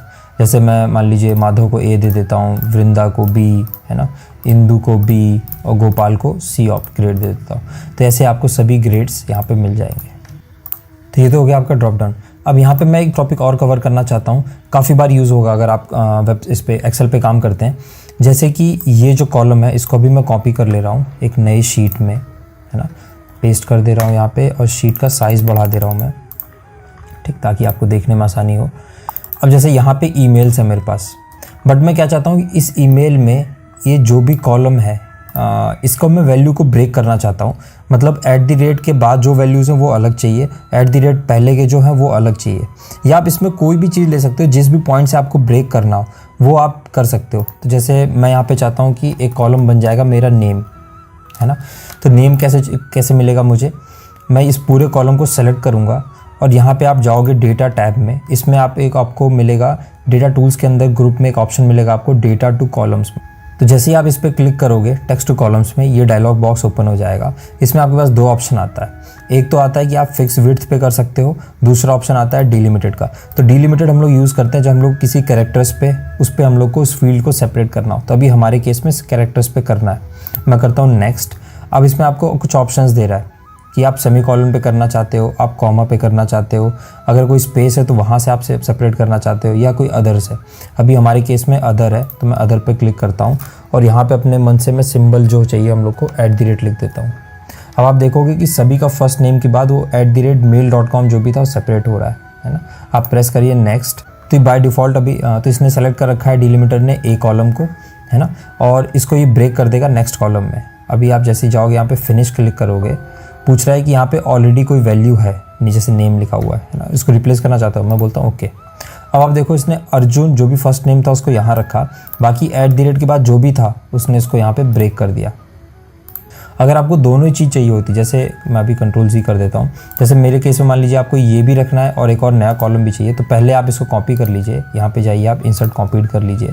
नेम को भी मैं डिलीट कर दे रहा हूँ। पूरे कॉलम को आप दोबारा क्लिक करिए, सेलेक्ट करिए, आप जाइए टेक्स्ट टू कॉलम में, सेम डिलिमिटेड में जाइए, नेक्स्ट में जाइए, अदर में @ है, नेक्स्ट में जाइए, कॉलम बोल रहा है इसने B1 सेलेक्ट किया, ठीक है, आप फिनिश कर दीजिए। अब आप देखो यहाँ पे आपको अर्जुन दे दिया, @ पे ब्रेक कर दिया, ठीक। इसको मैं कर दूंगा डिलीट और इसका नेम मैं चेंज करके कर दूंगा इस कॉलम का कि ये नेम है। अब बेसिक एक्सेल में टॉपिक आता है जो कि है ग्राफ बनाना, है ना। तो वो मैं आपको बेसिक लेवल पे सिखा दे रहा हूँ, है ना। तो सबसे पहले उसके लिए हम लोग को क्या चाहिए होगा, X और Y एक्सिस चाहिए होगा। तो मैं यहाँ पे नेम सेलेक्ट कर रहा हूँ और यहाँ पे फाइनल टेस्ट के स्कोर सेलेक्ट कर रहा हूँ। आप इसको कॉपी करिए, एक नया शीट ओपन कर रहा हूँ, यहाँ पे जाके मैं कर दे रहा हूँ पेस्ट, ठीक। तो यहाँ पे मुझे वो दोनों कॉलम मिल जाएंगे। मैं इसका साइज़ थोड़ा सा बढ़ा रहा हूँ ताकि देखने में थोड़ा ईजी हो जाए। अब मैं इसको सेलेक्ट कर रहा हूँ पूरे कॉलम को है ना। और पूरे कॉलम को सेलेक्ट करने के बाद जो भी आपको चार्ट चाहिए उसके लिए आप जाइए इंसर्ट टैब में। इंसर्ट टैब में जाते ही आपको एक ऑप्शन मिलेगा, एक ग्रुप होगा चार्ट्स का, इसमें रिकमेंडेड चार्ट्स होंगे, आप इस पर क्लिक करिए। अभी आपको डिफरेंट रिकमेंडेड चार्ट्स दिखा रहा है। मोस्ट ऑफ द केसेस में आपका काम यहाँ से हो जाएगा, बट अगर आपको लगता है कि आपको कोई और पैटर्न के चार्ट चाहिए, कोई और चार्ट का टाइप चाहिए, तो आप यहाँ जा सकते हो। यहाँ पे आपको डिफरेंट ऑप्शंस मिल जाएंगे, है ना। ये पाई चार्ट हो गया, ये लाइन चार्ट हो गया, एरिया अंडर द कर्व हो गया, है ना, एरिया चार्ट हो गया। इस तरह के आप चार्ट यूज़ कर सकते हो जैसा आपको चाहिए, है ना। यहाँ पे काफ़ी सारे चार्ट होते हैं, ट्री मैप हो गया, है ना, हिस्टोग्राम हो गया, बट अभी हमारे केस के लिए कॉलम चार्ट काफ़ी अच्छा होगा। मैं उसको सेलेक्ट कर ले रहा हूँ और यहाँ पे 2 ऑप्शन दिखा रहा है। एक तो बेसिक हो गया जिसमें आपको ऐसे चार्ट मार्क्स दिखे होंगे, नीचे नाम होगा। दूसरे में थोड़ा सा इनका विड्थ ज़्यादा है, कुछ कलर ग्रेडेड है उस टाइप का, बट मुझे बेसिक वाला ठीक लग रहा है, मैं इसको ओके कर दे रहा हूँ। इसका साइज़ यहाँ से बढ़ा ले रहा हूँ। अब यहाँ पे देखोगे आप, ये चार्ट बन गया नॉर्मल। यहाँ पे सभी बच्चों के नाम आ गए, उनके सभी के मार्क्स आ गए आउट ऑफ 100। अब इसमें अगर आपको नंबर्स ऐड करने, एक ऑप्शन आप ये होवर करोगे तो आपको नंबर दिखा देगा, है ना, कि इसका 98 है, 89 है। अब मैं चाहता हूँ कि इनके नंबर्स मुझे दिखें, तो यहाँ पे प्लस ऑप्शन होगा चार्ट में, आप उस पर जाइए। तो इसका साइज़ काफ़ी ज़्यादा है, तो सबसे पहले मैं इसका साइज़ काफ़ी ज़्यादा हो गया, इसको मैं थोड़ा कम कर ले रहा हूँ। अब यहाँ पे राइट टॉप कॉर्नर में आपको ऑप्शन दिख रहा होगा चार्ट एलिमेंट्स का, आप उस पर क्लिक करिए। यहाँ पे एलिमेंट्स आ जाएंगे। तो मुझे क्या चाहिए इसमें, मुझे चाहिए डेटा लेबल्स, है ना। आप क्लिक कर दीजिए डेटा लेबल्स पे, अब सभी के आपको डेटा लेबल्स दिखाएगा, तो आपको होवर करने का जरूरत नहीं पड़ेगा। इसके अलावा इसमें अगर आपको ग्रिड लाइन, जो पीछे आपको ये हॉरिजॉन्टल लाइंस दिख रही हैं, ये नहीं चाहिए, आप इस पर क्लिक कर दीजिए, ग्रिड लाइंस भी हट जाएंगी। चार्ट के एक्सेस इसमें अभी नहीं आ रहे, मैं चाहता हूँ कि चार्ट के एक्सेस भी आ जाएँ, तो आप क्लिक करिए एक्सेस टाइटल पे, ठीक। अब यहाँ पे आप एक्सेस पे नाम दे सकते हो, तो जैसे ये क्या है, ये है स्टूडेंट नेम्स, है ना। और ये क्या है, ये है उनके टोटल मार्क्स। तो यहाँ पे हम लोगों ने लिख दिया टोटल मार्क्स, स्टूडेंट्स नेम, और ये अब चार्ट ऐसा बेसिक चार्ट ऐसा बन के तैयार हो गया। अब हम लोग सीखेंगे वी लुकअप को यूज़ करना। तो उससे पहले हम लोग जान लेते हैं कि वी लुकअप होता क्या है। तो वी लुकअप का फुल फॉर्म होता है वर्टिकल लुकअप, है ना। और इसको हम लोग यूज़ करते हैं एक्सेल में, जब हम लोग को किसी भी कॉलम के सामने उसकी रिस्पेक्टिव वैल्यूज़ चाहिए हो इसी कॉलम के बेस पे।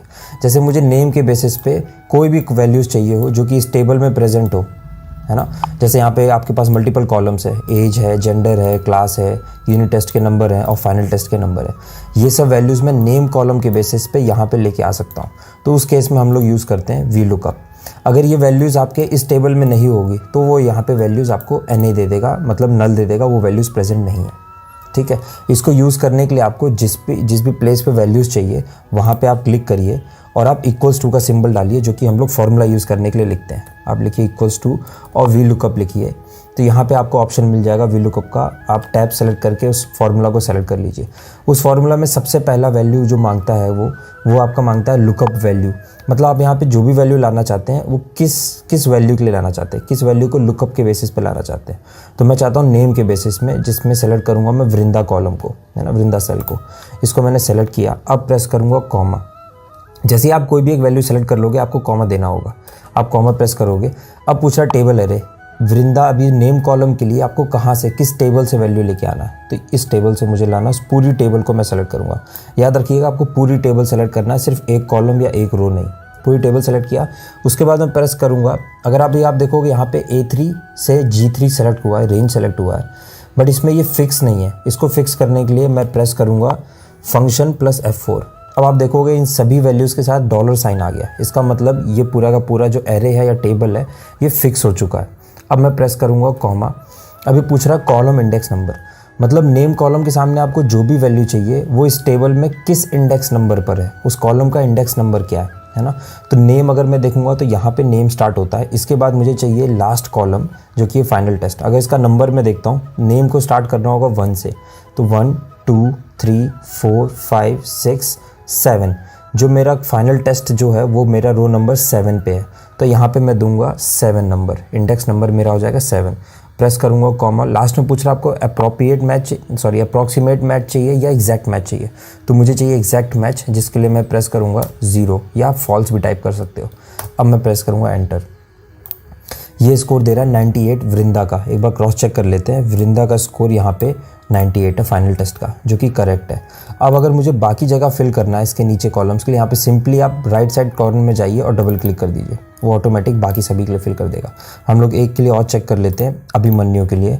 अभिमन्यु का स्कोर है 81, जो कि करेक्ट है। एक चीज़ का अब इसमें मैं नोट पॉइंट बताना चाहूँगा, जो कि काफ़ी ज़्यादा यूज़ होता है अगर आप इसको डेटा एनालिसिस में यूज़ करते हैं, है ना, और ये काफ़ी ज़्यादा ट्रिकी हो जाता है काफ़ी टाइम पे, जिससे आपको गलत डेटा मिल जाएगा। जैसे अगर ये नेम रिपीट होते हैं, है ना, अगर क्योंकि ये स्टूडेंट्स के नेम है, किसी क्लास में कोई बच्चे हैं उनके नाम है, ये रिपीट हो सकते हैं, एक नाम के 2 लोग हो सकते हैं, है ना, उस केस में आपको बहुत ज़्यादा मतलब अटेंटिव रहना होगा और ध्यान रखना होगा जो वैल्यूज़ आई है वो करेक्ट आई है कि नहीं।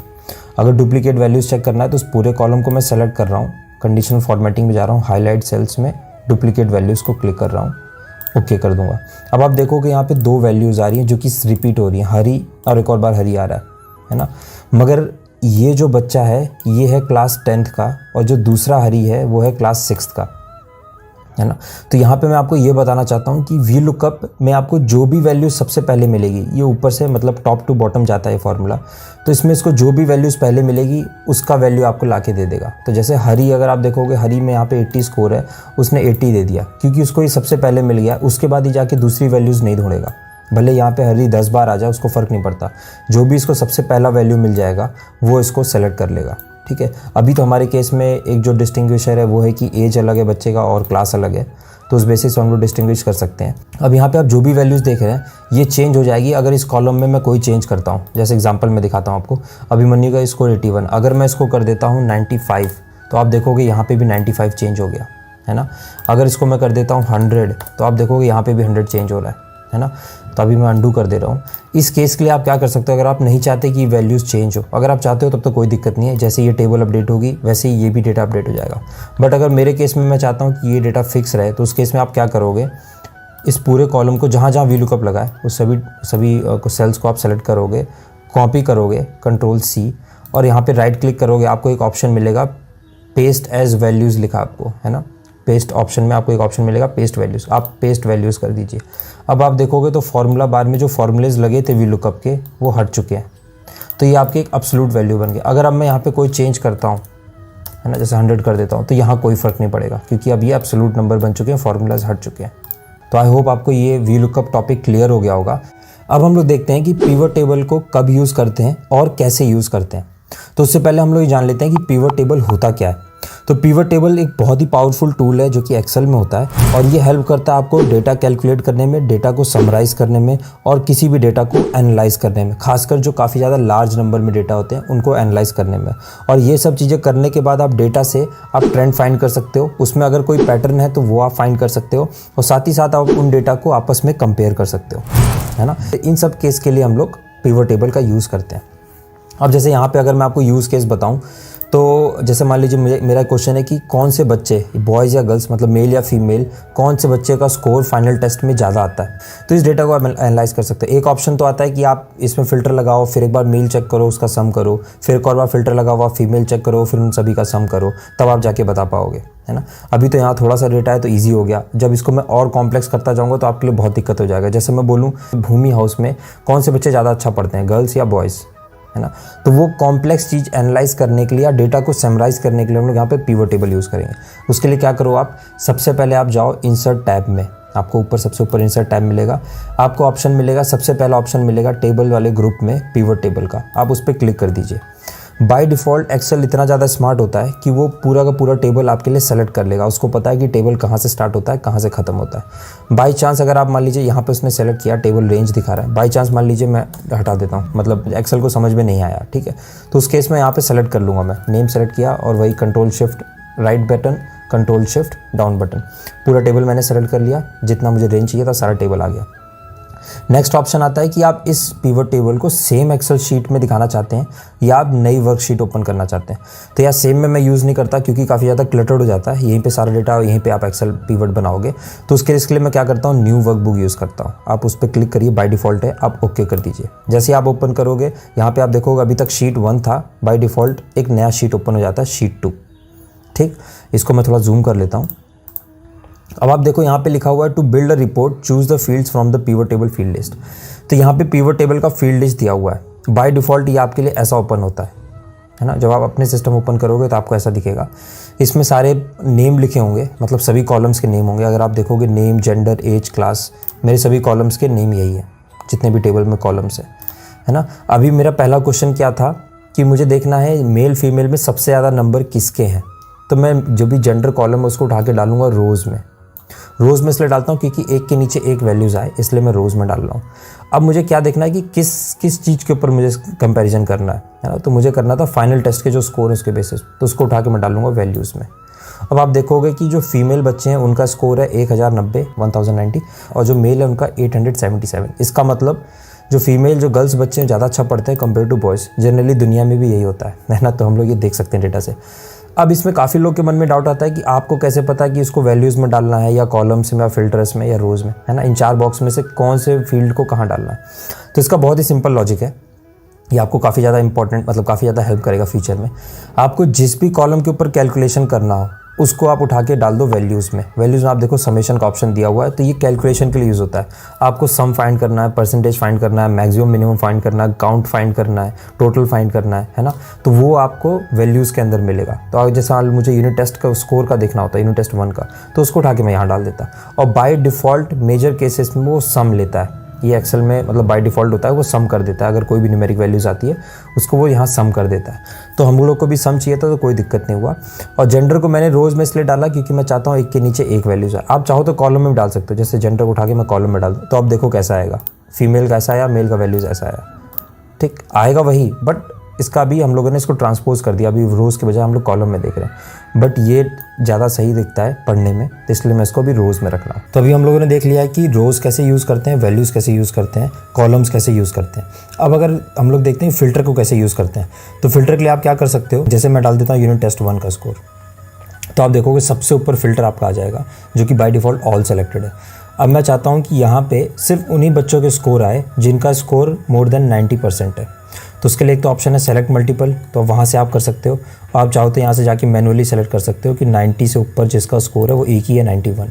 अब आप जैसे ओके करोगे तो आपको दिखेगा सिर्फ अग्नि हाउस ही ऐसा है जिसमें सभी बच्चों के स्कोर 91 से ऊपर है, ठीक, बाकी तीनों हाउस में नहीं है। तो इस केस में अगर आप जब भी डेटा को फ़िल्टर यूज़ करते हो, वर्ड में ये फ़िल्टर आपको डेटा फ़िल्टर करना है, उसके लिए आप फ़िल्टर कॉलम का यूज़ करते हो। अगर आप फ़िल्टर हटा दोगे तो सारा वैल्यू बाय डिफ़ॉल्ट आ जाएगा। अब इसके अलावा एक प्रॉब्लम आता है, अभी तो आपके पास चलो थोड़े से ही 7-8 ही कॉलम्स हैं, हेडर्स है आपके पास, तो इतने में आ गया। कभी कभार क्या होता है जब बहुत सारे आप रियल डेटा पे काम करोगे तो बहुत सारे हेडर्स होते हैं। उस केस में आपको स्क्रॉल कर करके डेटा देखना होता है कि कौन सा हेडर आपने सेलेक्ट किया। तो उस केस में आप क्या करो, आप पिवट टेबल में जाइए, यहाँ पे सेटिंग का ऑप्शन दिखेगा टूल्स में, पिवट टेबल फील्ड्स में यहाँ पे सेटिंग का ऑप्शन जैसा बना होगा जिसमें टूल्स लिखा होगा, आप उसको क्लिक करिए। यहाँ पे आपको सेकंड ऑप्शन मिलेगा जहाँ पे राइट साइड में आपको ऐसा वर्टिकल बॉक्स दिखेगा ना, उसको आप क्लिक कर दीजिए। आपका जो ये फील्ड लिस्ट का जो नेम था वो आप लेफ्ट साइड में आ जाएगा आपके पास, और राइट साइड में 4 बॉक्स आ जाएंगे। तो आपको ईजी हो जाएगा यहाँ पे डेटा के साथ खेलने में, मतलब आपको सारे कॉलम्स यहाँ पे दिखाई देंगे, ठीक। अब दूसरा चीज़ आता है कि यहाँ तो मुझे पता लग गया कि सभी गर्ल्स बच्चों का स्कोर इतना है, सभी बॉयज़ का इतना है। ऐसा भी हो सकता है कि इसमें कुछ ही बच्चे हों या कुछ ही लड़कियां हों जो हमेशा टॉप में रहती हैं, बाकी सब कम पढ़ने वाली हों, इसलिए ओवरऑल स्कोर ज़्यादा है। या बॉयज़ में उल्टा हो सकता है कि यहाँ पे कुछ कम खराब पढ़ने वाले हों, बाकी सब अच्छे पढ़ने वाले हों। तो इस चीज़ का देखने के लिए मैं देखना चाहता हूँ कि ऑन एन एवरेज एक लड़की का स्कोर कितना आता है और एक लड़के का स्कोर कितना आता है। उसको देखने के लिए मैं क्या करूँगा, यहाँ पर आपको ऑप्शन मिलेगा सम में ही जो ड्रॉप डाउन बना है, यहाँ पर आप जाइए, क्लिक करिए, आपको ऑप्शन दिखेगा फील्ड वैल्यू सेटिंग का, ठीक, आप उस पर क्लिक करिए। अब आप यहाँ पे देख लो समराइज वैल्यू फील्ड बाय, यहाँ पे आपको ये सारे ऑप्शन दे रहा है। आपको काउंट पता करना है कि कितने बॉयज़ कितने गर्ल्स हैं, एवरेज पता करना है, वो सारी चीज़ें आप यहाँ से कर सकते हो। मुझे इस केस में अभी एवरेज पता करना है, मैं क्लिक करता हूँ, एवरेज को ओके कर देता हूँ। अब आप देखो आपको एवरेज दिख जाएगा। तो अब यहाँ पर आप देख सकते हो कि एक लड़की का स्कोर एवरेज, एक लड़की का स्कोर आ रहा है 90.83, है ना, जबकि एक लड़के का आ रहा है 87.7। इसका मतलब ऑन एन एवरेज एक लड़की का स्कोर ज़्यादा होता है कंपेयर टू लड़के से। तो ये तो हो गया आपका बेसिक पिवट टेबल। अब इसको अगर मैं थोड़ा सा और एडवांस लेवल पे चाहूँ तो मैं अगर जैसे यहाँ से मुझे ये हटाना है सब कुछ, तो मैं वैल्यूज़ को उठा के दोबारा फील्ड में डाल दो, और ये जो जेंडर आपका था इसको उठा के फील्ड में डाल दो, तो सब कुछ अनसेलेक्ट हो जाएगा। अब मैं क्या देखना चाहता हूँ, हाउस का डेटा देखना चाहता हूँ। जो भी क्लास में हाउस होते हैं उसको उठा के मैंने रोज़ में डाला, चारों हाउस की लिस्ट आ गई। इस हाउस में देखना चाहता हूँ कौन से बच्चे कितना अच्छा पढ़ते हैं, तो मैं फाइनल टेस्ट के स्कोर को उठा के दोबारा वैल्यूज़ में डाल दूँगा और बाय डिफ़ॉल्ट वो सम ले लेगा, ठीक। अब आप देखोगे कि सबसे हाईएस्ट स्कोर कितना है, तो उसके लिए मैं क्या करूँगा, यहाँ पे कहीं भी आप राइट क्लिक करिए पूरे इसमें फील्ड में, और यहाँ पे सॉर्ट का ऑप्शन आपको मिलेगा, है ना। आप इसमें कर दीजिए लार्जेस्ट टू शॉर्टेस्ट। अब जैसे ही देखोगे यहाँ पे सबसे हाईएस्ट अगर आप देखोगे तो वायु ग्रुप के जो बच्चे हैं, वायु हाउस के जो बच्चे हैं, उनका सबसे ज़्यादा स्कोर है 646 कंपेयर टू बाकी जितने तीनों हाउस हैं। अब इसमें मैं देखना चाहता हूँ कि ये जो 646 स्कोर आया है, ये सबसे ज़्यादा किसने स्कोर किया, लड़कों ने या लड़कियों ने? काफ़ी इंटरेस्टिंग क्वेश्चन है ना ये। इसको जानने के लिए हम लोग क्या करेंगे, यहाँ पे हम लोग जो जेंडर कॉलम है, जो जेंडर फील्ड है, उसको यहाँ पे लेके आएंगे रोज़ में। अब आप देखोगे ये डेटा आपका दो और कॉलम्स में, 2 और रोज़ में डिवाइड हो जाएगा। तो अब यहाँ पे आप देख सकते हो कि वायु ग्रुप में फीमेल का कितना कंट्रीब्यूशन स्कोर है, मेल का कितना है, वो सभी आप यहाँ पे देख सकते हो। तो अगर मैं वायु की बात करूँ तो इसमें सबसे ज़्यादा स्कोर किया है गर्ल्स ने, जो कि 460, बॉयज़ ने काफ़ी कम किया है 180 के आसपास, है ना। अगर मैं अग्नि की बात करता हूँ तो यहाँ पे देखो आप उल्टा है, यहाँ पे फीमेल का स्कोर सिर्फ 194 है, जबकि बॉयज़ का है 362, है ना, जो कि ज़्यादा है गर्ल्स के मुकाबले। अब अगर ये पढ़ने में आपको दिक्कत होती है, मतलब ये लेआउट आपको पसंद नहीं आता, तो इस पूरे टेबल का आप लेआउट चेंज कर सकते हो। आप कहीं भी क्लिक करिए, आपको ऊपर 2 टैब दिखेंगे, एक होगा पिवट टेबल एनालिसिस, दूसरा होगा डिज़ाइन का। आप डिज़ाइन पे क्लिक करिए, इसमें लेआउट ग्रुप होगा, इसमें आप जाइए रिपोर्ट लेआउट ग्रुप में, इसमें ऑप्शन आता है 3rd option show in tabular form. जैसे आप इस पर क्लिक करोगे, अभी थोड़ा सा देखने में पढ़ने में ईजी हो जाता है। वायु ग्रुप मेल फीमेल, है ना, फीमेल मेल। अग्नि में जो भी गर्ल्स बॉयज़ हैं सबका स्कोर आ जाता है। दूसरा चीज़, अब मैं नहीं चाहता कि ये सबका सब टोटल दिखाए, यहाँ पे जितने भी सब टोटल आ रहे हैं, उसके लिए क्या करूँगा मैं, इसी आपको लेआउट में ऑप्शन, सबसे पहला ऑप्शन आएगा सब टोटल का, आप उस पर क्लिक करिए, डू नॉट शो सब टोटल्स। आप क्लिक करिए, सारे सब टोटल्स हट जाएंगे। सिमिलरली आप ग्रैंड टोटल अगर हटाना चाहते हैं, आप यहाँ पे जाइए ग्रैंड टोटल ऑप्शन में, सबसे ऊपर आता है off for rows and columns, तो वो भी हट जाएगा। इसके अलावा भी आप कुछ बेसिक फॉर्मेटिंग कर सकते हो, जैसे इस टेबल का कलर चेंज करना है तो आप यहाँ पे जाइए, सब कलर चेंज हो जाएंगे, इसके फॉर्मेट चेंज हो जाएंगे, है ना। ये सब चीज़ें आप बेसिक कर सकते हो यहाँ पे। अब इसके अलावा मुझे देखना है कि जैसे यहाँ पे मेल्स जो हैं इनका स्कोर ज़्यादा है, जो लड़के हैं अग्नि हाउस में उनका स्कोर ज़्यादा है, मुझे देखना है ये लड़के हैं कौन, है ना। तो आप यहाँ पे जो 362 लिखा है, इस पर आप डबल क्लिक करिए, वो अपने आप एक नया टैब खोलेगा, एक नया शीट खोलेगा, उसमें आपको सभी बच्चों के नाम दिखा देगा। तो आप देखो यहाँ पे 4 लड़के हैं जिन्होंने इतना स्कोर किया है। अब एक लास्ट फाइनल चीज़ मैं आपको बता देता हूँ जो काफ़ी हेल्पफुल होगा आपके लिए। कभी कभार क्या होता है कि आपने सारा डेटा बनाया, बट आपके इस रॉ शीट में जहाँ से आप ये डेटा ला रहे हो, वहाँ पे कुछ अमेंडमेंट्स करने पड़े, कुछ चेंज करने पड़े आपको। जैसे मान लीजिए अभिमन्यु का स्कोर इस वक्त 81 है, ठीक है, ये भूमि ग्रुप का लड़का है जिसका स्कोर 81, मान लीजिए इसको मैं बढ़ा के कर देता हूँ 99, ठीक, इसका हाई स्कोर हो जाएगा। तो अब जो बॉयज़ का कॉन्ट्रीब्यूशन होना चाहिए, क्योंकि ये मेल कैटेगरी में आता है भूमि ग्रुप में, वो बढ़ जाना चाहिए। अभी देखो आप बाय डिफ़ॉल्ट कितना है, 240 है, बट यहाँ पे स्कोर हम लोगों ने 81 से 99 कर दिया है, तो अब ये बढ़ जाना चाहिए। तो वो स्कोर यहाँ पे रिफ्लेक्ट करने के लिए आप क्या करोगे, आपको क्लिक करना होगा, पहले आप इस टेबल पे क्लिक करो, आपको ऑप्शन दिखेगा पिवट एनालाइज का, है ना। आप बाहर क्लिक करोगे तो वो ऑप्शन नहीं आएगा, आपको पिवट टेबल पर कहीं क्लिक करना होगा, कहीं भी, ठीक। अब आपको ऑप्शन दिख रहा है पिवट टेबल एनालाइज का, इस पर आप क्लिक करिए, पिवट टेबल एनालाइज पे। यहाँ पे ऑप्शन दिख रहा होगा आपको डेटा में रिफ्रेश का, है ना। जैसे ही आप रिफ्रेश क्लिक करोगे, अभी आप देखना भूमि में 240 का स्कोर चेंज हो जाएगा। जैसे आप रिफ्रेश करोगे, रिफ्रेश ऑल कर देता हूँ, रिफ्रेश एक ही बात है, रिफ्रेश ऑल कर दे रहा हूँ। अब देखो यहाँ पे 240 से 258 स्कोर हो गया, क्योंकि अभी हम लोगों ने यहाँ पे जाके स्कोर 99 कर दिया है, मतलब 18 स्कोर बढ़ाया था, वो यहाँ पे आपको रिफ्लेक्ट कर रहा है ना। तो इस रिफ्रेश की हेल्प से आपको बार बार पिवट टेबल बनाने का जरूरत नहीं है। जैसे यहाँ तो अभी चलिए 2 ही कॉलम थे, 2 ही रोज थे, तो काम इजी हो गया। काफ़ी बार काफ़ी चीज़ें, काफ़ी डेटा बना के आप इसको डालते हो और आप नहीं चाहते कि आपको फिर से वो मेहनत करना पड़े, तो आप यहाँ पे जाके डायरेक्टली यहाँ क्लिक करिए, आप जाइए पिवट टेबल टैब में और यहाँ पे जाके रिफ्रेश कर दीजिए। इसी तरह अगर आप टेबल चेंज करना चाहते हो, है ना, किसी केस में मान लो यहाँ पे आप कुछ नया ग्रुप ऐड कर देते हो, कुछ और, जैसे मान लीजिए मैं बोलता हूँ कि हाफ ईयरली टेस्ट, इसका स्कोर आप ऐड कर देते हो। यहाँ पे मैं डबल क्लिक कर दे रहा हूँ, कॉलम आ जाएगा। अब यहाँ पे स्कोर ऐड कर देता हूँ। अगर आप यहाँ पे देखोगे तो यहाँ पे वो कॉलम अभी नहीं आ रहा, तो उसके लिए आप क्या करोगे, यहाँ पे आप दोबारा पिवट टेबल पे क्लिक करोगे, पिवट टेबल टैब पे जाओगे, यहाँ पे ऑप्शन आपको सेम डेटा टैब में, डेटा ग्रुप में आपको दिखेगा चेंज डेटा सोर्स, आप इस पर क्लिक करिए, चेंज डेटा सोर्स पे क्लिक करिए। अभी आप बाय डिफ़ॉल्ट इसने H कॉलम तक सेलेक्ट किया है, आप शिफ्ट होल्ड करके रखिए, कंट्रोल और शिफ्ट, और एक बार राइट क्लिक कर दीजिए। जैसे आप राइट क्लिक करोगे, राइट एरो, वो अपने आप हाफ ईयरली टेस्ट को सेलेक्ट कर लेगा, आप ओके प्रेस कर दीजिए। अब आप यहाँ पे देखोगे कि हाफ ईयरली का जो स्कोर का जो टेस्ट था, जो कॉलम था, वो यहाँ पे रिफ्लेक्ट कर रहा है। तो ये सारा बेसिक डेटा हो गया, ये बेसिक इन्फॉर्मेशन हो गया आपका पिवट टेबल का। तो आई होप आपको इस वीडियो से, इस पूरी सीरीज से कुछ सीखने को मिला।